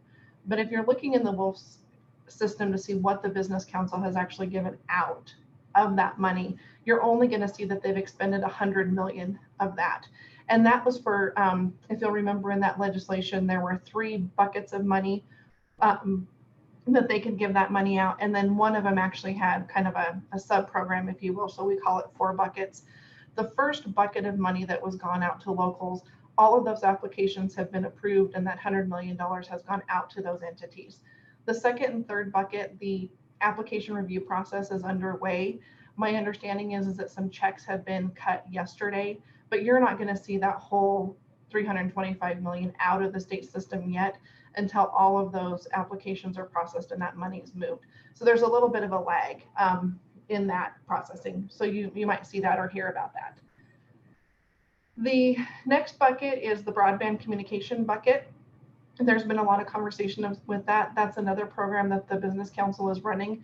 They have gone through some applications and some processing to look and see where there's unserved or underserved areas with regards to broadband. My understanding is, and with that review process and how they're going through, is that they've allocated 86 million of that 100 million that's going to go out for those programs. And I believe that they are presenting, I think, next Friday at the Minerals Committee with some more details on that. The local government bucket, 215 million is allocated to local governments. This would be part of the program that the Office of State Lands is administering. 100 million of that would go to local governments. We have, within here, we have 10 million set aside for tribes, and then 5 million would be for, we have some tourism and other local entities who've requested some additional funding. So that's kind of where that 5 million cushion is, if you will, on there. You may have seen, and it's up on the Office of State Lands website, I believe, for public comment, where we have put out a pro rata share, which would be a direct distribution to local governments. It's out for public comment, I believe, until sometime next week. I don't know if that's out there, where you guys can where there can be some commenting on that local distribution amount. $100 million is going to the Department of Health for contact tracing and testing. This is one of those that, if you were to see the report from Don Richards and the WOLF system, where it does look a little skewed. Of that 100 million, we've allocated 60 million out to the Department of Health. That 60 million you will not see in the WOLF system. We do know that that testing and those contracts are being initiated through the Department of Health, but a lot of those contracts and stuff is money that's going to be encumbered, and it's going to be paid out at the last towards the end of the contract. So that money's not going to go out right away. For evictions and food security, we have 15 million that's allocated there. 15 of that has actually gone to the WCDA, Wyoming Community Development Authority, for their evictions program to help with that. That program has been a little slow getting off the ground, and we have done some revamping to the rules of that.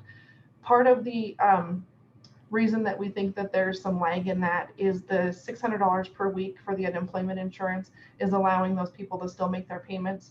We do know that there's a lot of private kind of nonprofit churches, organizations that are helping people with eviction security. We have had some of those churches and also nonprofit agencies reach out to us and say they're starting to run out of money.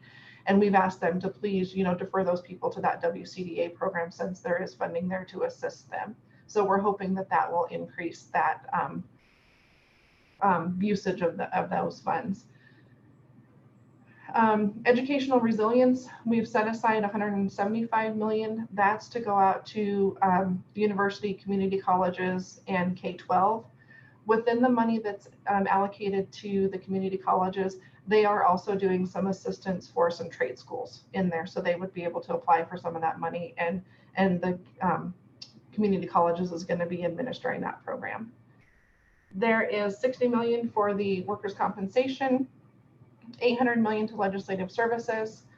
For healthcare, this is where the money that Office of State Lands was just talking about, this 105 million for the healthcare system. That is where that program is residing, and where that money is that we've allocated to that is the 100 million. The 5 million on there that you'll see is not allocated directly towards anything, but our thought process is that we would use that for mental health services. And then we have 45 million that would be for state agencies. That is personal protective equipment for public buildings, for offices, for telework. Those types of things are going into that 45 million. As you can see on this slide, this is actually out on the governor's website under the transparency tab. There's a Wyoming Sense tab that we had set up at the end of the budget session last year. We've added a COVID cares page to that so that you guys can see and the public can see what we have allocated and what has been spent. The buckets that you'll see, the 450, the 400, and the 400, those were within the special session legislation bill that passed that gave the governor kind of tranches, if you will, in order to get that money spent. So right now we're in kind of that second tranche of the 400 million that became available to us on July 15th. As of September 15th, we have the remaining 400 million available and any of the other funds that we haven't spent. That's also the time, in particular with the WCDA program, if we find that that entire 15 million is not spent within that legislation, we have the ability after September 15th to redeploy those funds somewhere else, should we find that necessary. This slide right here is a snapshot of what we call allocated. What the allocated means on here is what money have we actually processed a B11 for in the state's accounting system, and then what do we know we're going to give to agencies that were has been all the way through the approval process, meaning the governor signed off on it, the AG has done a review of it, we've contacted the agency and let them know, that their funding has been approved, and then we're just waiting for actually the money to be processed and moved over to them. So that's what this slide shows here. So you'll see in here for the economic business relief, we had 427 million that was allocated to that. We have actually transferred over, or it has completed entirely through the process, the $327,363,000. For the educational resilience program that we have, it's 150 million that's been allocated here. We have 46 million that has gone to the University of Wyoming, 52 million to community colleges, and then 51 million, roughly 51.5 million is through K through 12. I mentioned the broadband earlier. We've given the entire 100 million to Business Council. As of this point, they've allocated 86 million. Testing and contact tracing, we've given 60 million. That has gone for testing supplies, for people to conduct surveillance, contact tracing, and then actually the medium and stuff for the lab and different things that the lab needs in order to do that testing. Unemployment and workers' compensation. We're working through some of the new regulation that has come up lately, and we're still working through that. But what we have allocated to them thus far is $25 million to the unemployment rate stabilization account, $16.8 million to a premium credit repayment program, and $750,000 to an internship to help with COVID-related issues. For local governments, you'll see the $43 million. $28,413,000 is what you saw the Office of State Lands had said that they had allocated through their program. We've given $4.1 million to airports, $4.1 million to DFS to help with childcare assistance. We've allocated $1.2 million also to DFS for mental health and substance abuse program for adults, for parents to be tested. And then we've given some money to tourism and state parks, $5.7 million. That has gone out for additional sanitation, cleaning, and then some media campaigns for tourism, just, you know, advising people to be safe if they are traveling in our state and what some of our regulations are. The healthcare, we had $38 million that's been here. Office of State Lands alluded to this in their presentation. $25.8 million of this went to public hospitals and $12.1 million of this went to private hospitals. We do have allocated, you'll see on there, there's $100 million that was allocated to that. So the remaining of that is either possibly a direct distribution or some more of those programs that will come up with the SLIB later this month. For agencies, we have, oh, excuse me, I skipped over evictions. So you'll see on here that we've allocated $15 million to the evictions and the food support program. We gave out $15 million to WCDA, and then there was $1 million that we have given to DFS to help with food security. So that's going to help with such programs as Food Bank of the Rockies and the First Lady's Hunger Initiative. State agencies, we have $12.3 million. That has gone for things that agencies have had to do for telework. It's also gone for an employees assistance program, sanitation again for public office buildings, and then also hazard pay to those agencies that have had, for example, Department of Health, Department of Corrections, within A&I, some of this janitorial crews that have been working to get them some hazard pay for the extra duties that they've had to do during this time. The Legislative Services Branch has asked for roughly about $7 million that we've given them, and that is to be able to conduct more virtual trials to get the courtroom set up for social distancing. We've given money there, and then there's also been a Legislative Services request. I think it was around $250,000 for the Legislative Services Branch for some COVID-related expenses as well.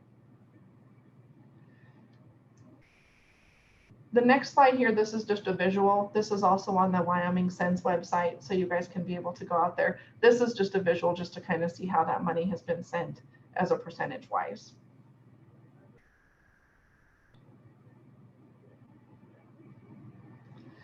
The next slide here is just some actions that have been taken by the governor, and I'll have Jen hop in here on some of these. We have the healthcare system, the healthcare infrastructure, and then also telehealth. So with the healthcare, we're looking at the mental health and services, and that's where we said that there was a minimum of that $105 million that was allocated to the health. We have a minimum that we would have $5 million going out to mental health services. That would all come out of that allocation. The healthcare and infrastructure is the SLIB program, the $38 million, and then we're going to further allocate the remaining of that $100 million to that program in some fashion. We have the Connect Wyoming initiative, licensing improvements, and the capacity for building and facilities. Jen, do you want to hop in on any of that?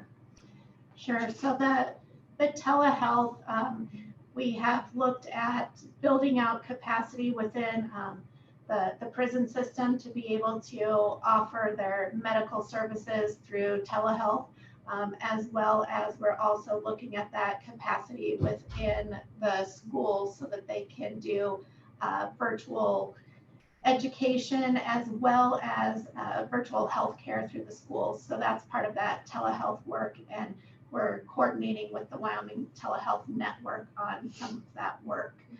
As far as the healthcare system, there will be, as Jen mentioned earlier, up on the Sense website about that possible allocation difference from that 38 million that's already been allocated, of how that distribution can look, and that will be up for public comment through next week.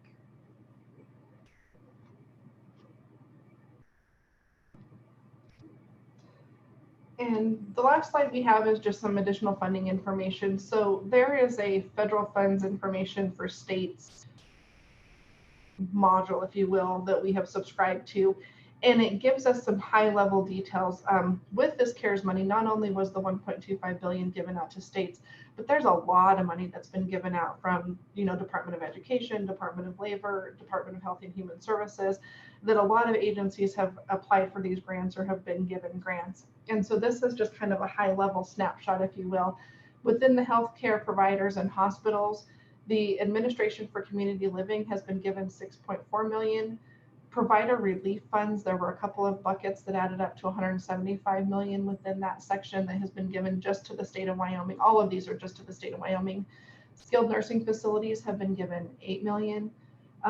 Hospital preparedness and provider relief funds have given 12.4. There's a substance abuse and mental health services group that they've done emergency grants to address mental health and substance abuse disorders, and 2 million of that has been given out. Community health and services 5.2, rural health clinics have received 1.1, and smaller rural health hospitals have received 2 million. The report that we have right now is just, like I said, a high level snapshot. I don't have the information on here to dive down to tell you what exactly went to each one of those individual service providers or hospitals, but just wanted to give you a high level so you could see what type of money has flown in to the state from other programs. And with that, we'd be happy to stand for any questions. Okay, questions for Ms. Legursky. Thank you so much. And again, because while we still have the screen capture up, I might need your hand. I think actually Senator Schuler, I saw your little blue hand. Thank you, Madam Chair. I just had one question, and I'm just kind of curious about it. On your total allocation chart that you mentioned under the testing and contact tracing, you mentioned there was a certain amount of money that was given for surveillance. Could you just explain what that's all about, just out of curiosity? Ms. Legursky. Madam Chair, thank you. Yes, Senator Schuler. So what that has been, and Jen probably knows a little bit more than I do of that, but it has gone to, there's a monitoring app that we have given that people can subscribe to. It has also been provided to hire people to actually do that contact tracing. Once somebody gets notified that they're a positive COVID case, they go and conduct interviews. There's an individual that's hired then to go and conduct interviews and to try and figure out who all that person has been in contact with to give them a heads up that they've been around a positive case. Thank you. Senator Schuler, additionally, the testing for surveillance has also been provided in that with different testing companies to provide the actual test materials that will come to the individuals in the state. Thank you. Representative Sweeney, I think you had a question. Thank you, Madam Chairman. A couple of things on the food security issue. Has there been any direct distribution to like our Meals on Wheels programs or senior center programs? Food Bank of the Rockies, don't give me, I mean, they've been fabulous during all of this, and some of their direct distribution programs in different communities have been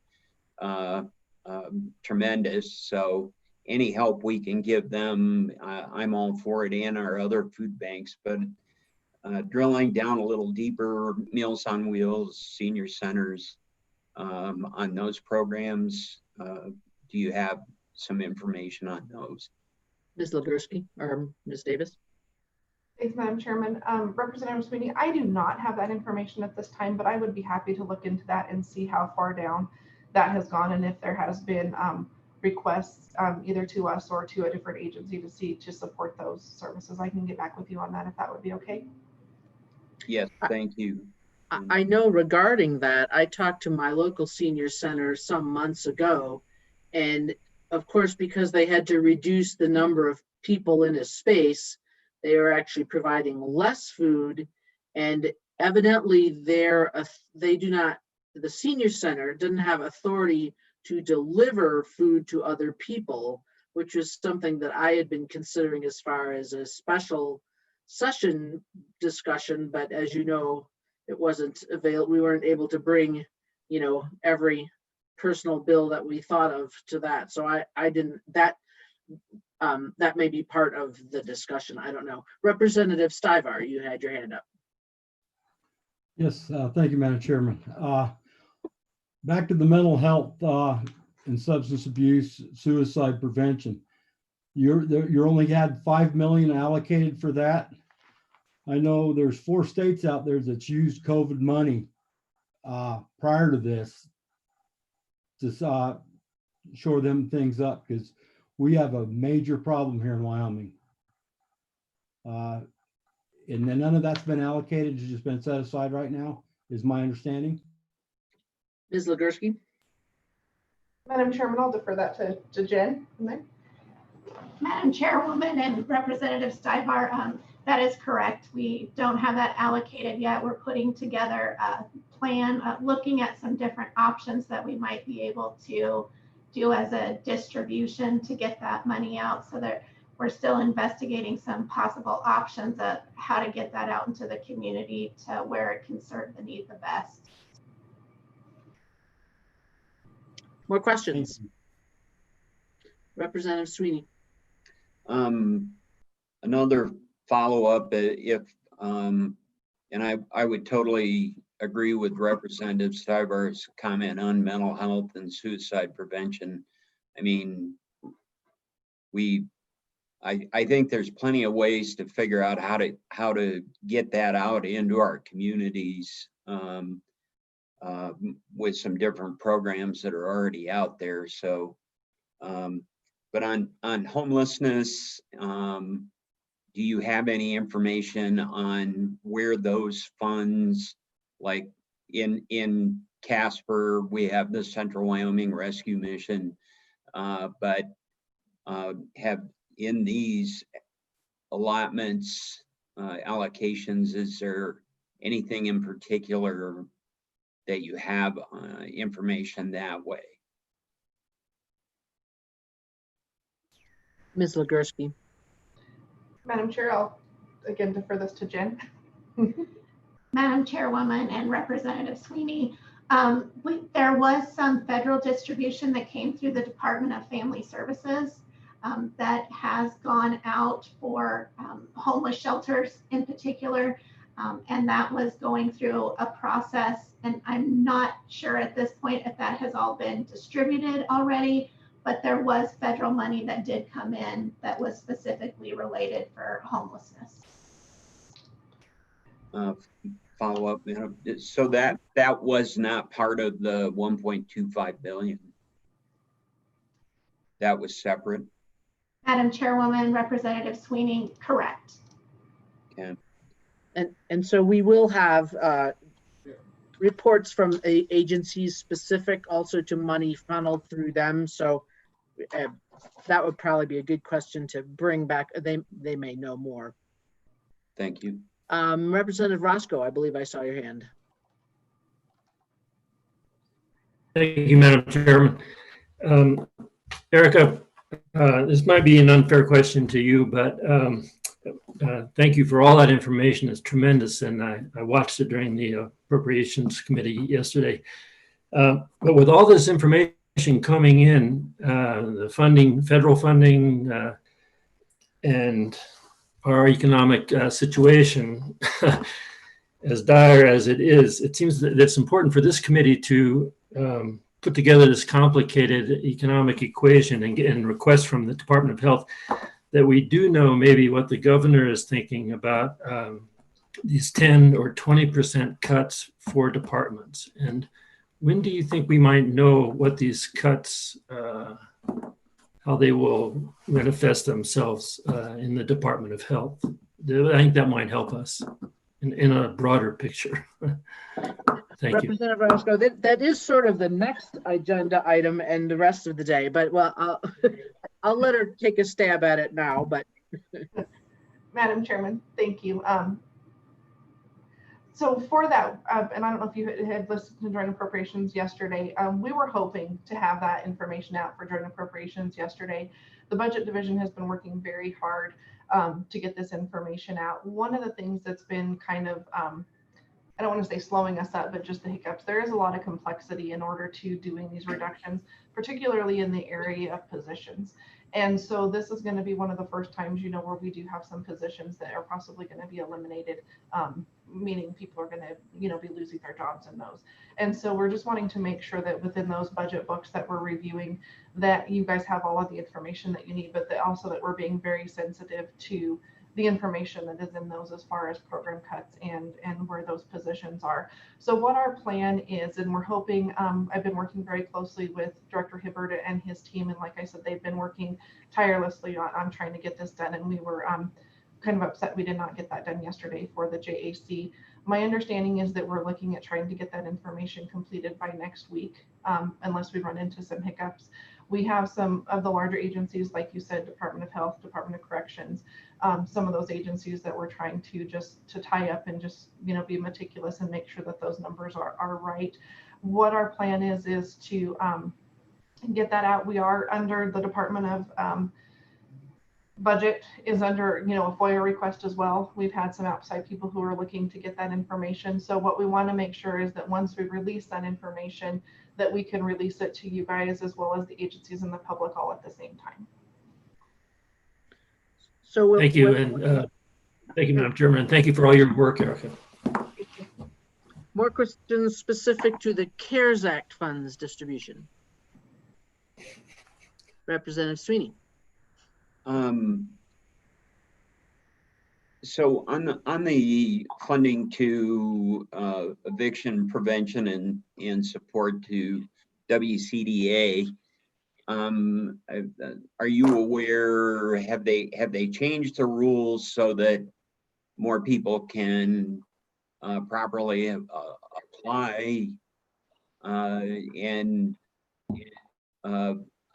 because that was a problem with, and I know the legislature pushed it that way was in order for that to get stood up quicker, which didn't appear to happen.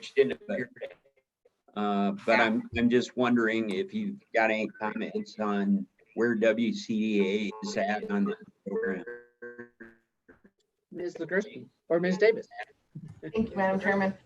Yeah, Representative Sweeney, so we do. So there were some rule changes that just passed with the last slip when the governor had approved for the WCDA program. It was a rule change, apologies. So they did have a rule change on that where they did decrease some of the funding requirements. They also took away the $10,000 that people had to have kind of if they had more than $10,000 in their savings that they couldn't apply. They do feel that with the expiration of the $600 a week, and then also where they're hearing from some of these other programs that they've exhausted their funds and are trying to push people towards WCDA. They've had an average of 60, I think it's 62 applications in the first couple of weeks. They've had 87 applications since they revised the program. So they are seeing an increase in some of those applications that they've had. They are reaching out to some of those individuals also that were denied in that first round because of maybe some of the criteria that was placed on there that they were not able to apply. They're reaching back out to those folks and saying, hey, under our previous rules, you couldn't apply, but if you're still in need, we want to make sure that to see if you qualify now. So they have been working a little harder to get that out. So they have changed those rules and they have, I think, seen some benefits of doing that. Okay. Final questions on the CARES Act distribution. Okay, then the last item before our lunch break is number 8, summary of budget reductions. And Erica, I'm going to ask you to just kind of repeat what you said to Representative Roscoe's question, because just in case somebody was thinking, I don't have to listen because they're still on number 7. Just say it all over again for number 8. And if you have anything further to expand. I'd be happy to, Madam Chairman. So what we're looking at doing is our office that has been working with the budget department, Kevin Hibbert and his group, and they've been working kind of tirelessly on getting the budgets wrapped up. It's this first 10% that we've asked the agencies to do. We are looking at hopefully trying to get that, unless we have some huge hiccup, we're fairly close by having that out sometime towards the end of next week. What the holdups are right now is just making sure that with some of these positions that are in some of the budgets, wanting to make sure that we are very meticulous and thoughtful of how those are presented. Also with some of the budgets that are coming through, as you know, Department of Health and Corrections, they're a little trickier. Just wanting to make sure that we have everything ticked and tied out and reconciled. And then also making sure that within the FOIA requests that we have, agencies, and then the legislative branches, that you guys are all getting that information all at the same time. So what is the anticipated method of distribution of the information to the legislature? Madam Chairman, my understanding from the budget division is it will be distributed to you similar to when you guys get the normal budget books through the normal budget process. So everything has been inputted into IBARs. And so it's going to be that same format where you'll have the tables. The tables will show what those budget reductions are. And then you'll also have the impact and the narrative of what those budget cuts are. So it's going to be a normal budget book process, if you will, that will be distributed, and those will be posted on the budget website. So it'll be something that we have to access by going to the A&I website, or is it going to be emailed to all the legislators? You know, I believe, and Madam Chair, I can check with Director Hibbert on that. I do know that it'll be posted to the website, but I believe that we could get you guys some information versus having you go out there and access that. Okay. Questions for Ms. Legursky on the budget reductions aspect?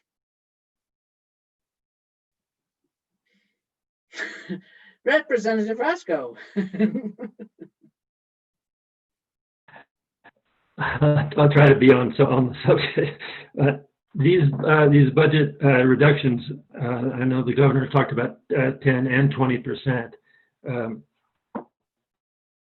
What are the ones that we're going to receive? We're going to see first. What percentage do they include? Madam Chairman. Thank you. So for this budget cut, what we're going to receive, or what you're going to receive for these budget books, is going to be that initial, the first, we call it step 2. So step 2 is going to be the initial 10% cuts. Thank you. Representative Sweeney. Thank you, Madam Chairman. So are some departments already doing the 10% prior to any of us knowing what's going on? But some of the departments, Department of Ag, are any of them already practicing some of the 10% reductions? Madam Chairman. Ms. Legursky. Representative Sweeney, the way that I guess I would phrase that is we have not, we're still in this deliberative process, so we have not gone out to the agencies yet and said your 10% cuts have been approved by the governor, or kind of a hard solid, this is what your 10% cuts are. They know what those 10% cuts are that they have put into the system, and our office and the budget division have had a lot of back and forth kind of conversations with them trying to finalize this. But what we have told the agencies is that these cuts are going to take place and are going to be retroactive as of July 1. And so they need to just proceed very cautiously within the realm that those 10% cuts are going to be taken, and that they'll be taken as of July 1. So they haven't been instructed per se to hold off on that because we haven't given them the final, but in our back and forth conversations with them, we've instructed them that those cuts are going to be taken as of July 1, so to proceed accordingly. If that answers the question. Sounds painful. Anybody else? Representative Barlow. Thank you, Madam Chairman. I just want to clarify on that last comment. We're talking about the first 10% that has not been directed. The governor's not directed the agencies to take those cuts yet. I want to clarify the first 10% or the second 10%. Thank you, Madam Chairman. Ms. Ligursky. Madam Chairman, and maybe I need to clarify, Representative Barlow, my apologies. So we are telling the agencies that we are taking those first 10% cuts. What we have not done yet with the agencies is their individual specific items that they have put into there to get to their 10% cuts. We haven't given them the final okay yet that those are what the governor has accepted. That's what we're hoping to get out next week. So within the back and forth conversations that we've had with the agencies, I think most of them have a fairly good idea of where the governor is standing on those cuts. But, and it will be that initial 10% cut that we are going to be asking them to take. They don't have anything officially in writing yet from the governor saying that he has accepted those particular line items. Representative Barlow. Thank you, Madam Chairman. And that would also apply to boards and commissions and other entities, not just departments. Thank you. Madam Chairman, yes, if those boards and commissions have if they're generally funded and are within this 10% budget cut for the general fund, that would also apply to them as well. And so then, Erica, what would be if there's another 10% or so, are they already starting to put in what the contemplation of that might be? What sort of timeline are we looking at for that? Madam Chairman, so yes, agencies have given us some ideas of what they're thinking for the additional 10% cuts. We have not looked at those yet. We're trying to see with what the Craig projections are and how those ferret out, if we're going to have to go down that road for the additional 10%. So right now we're just focusing on that first 10%. So that would be pending the October Craig report, isn't that October update? Yes, Madam Chair, that would be pending further information. What's the date that's expected to come out again? Do you know? Oh, Madam Chair, I believe it's usually around the 15th of October. Okay, any final questions for Ms. Ligursky? Not as satisfactory. I mean, you were quite satisfactory, Ms. Ligursky, but obviously not as informative as we would have hoped when we put the agenda together, which obviously will have a little bit of shrinkage in the agency reports this afternoon. But okay, so 12:07, we're you know, as is our wont, we are running a little bit behind, but seeing as we are all presumably eating in a place where you don't have to stand in line and pay a cashier for your food, let's come back at 12:40 and pick up with item number 10 at the Department of Health. Remember to turn off your video, mute yourself, and come back at 12:40. And ma'am, for those individuals that are listening live, there will be a new PM stream for the meeting that you will need to click on. The stream that is currently up will go down over lunch. So Elizabeth, do we need a new Zoom link then for ourselves? The legislators are all set. You just need to mute your mics and turn off your video. That is for those who are listening on the public side. Okay, very good. Thank you very much. All of you enjoy your lunch.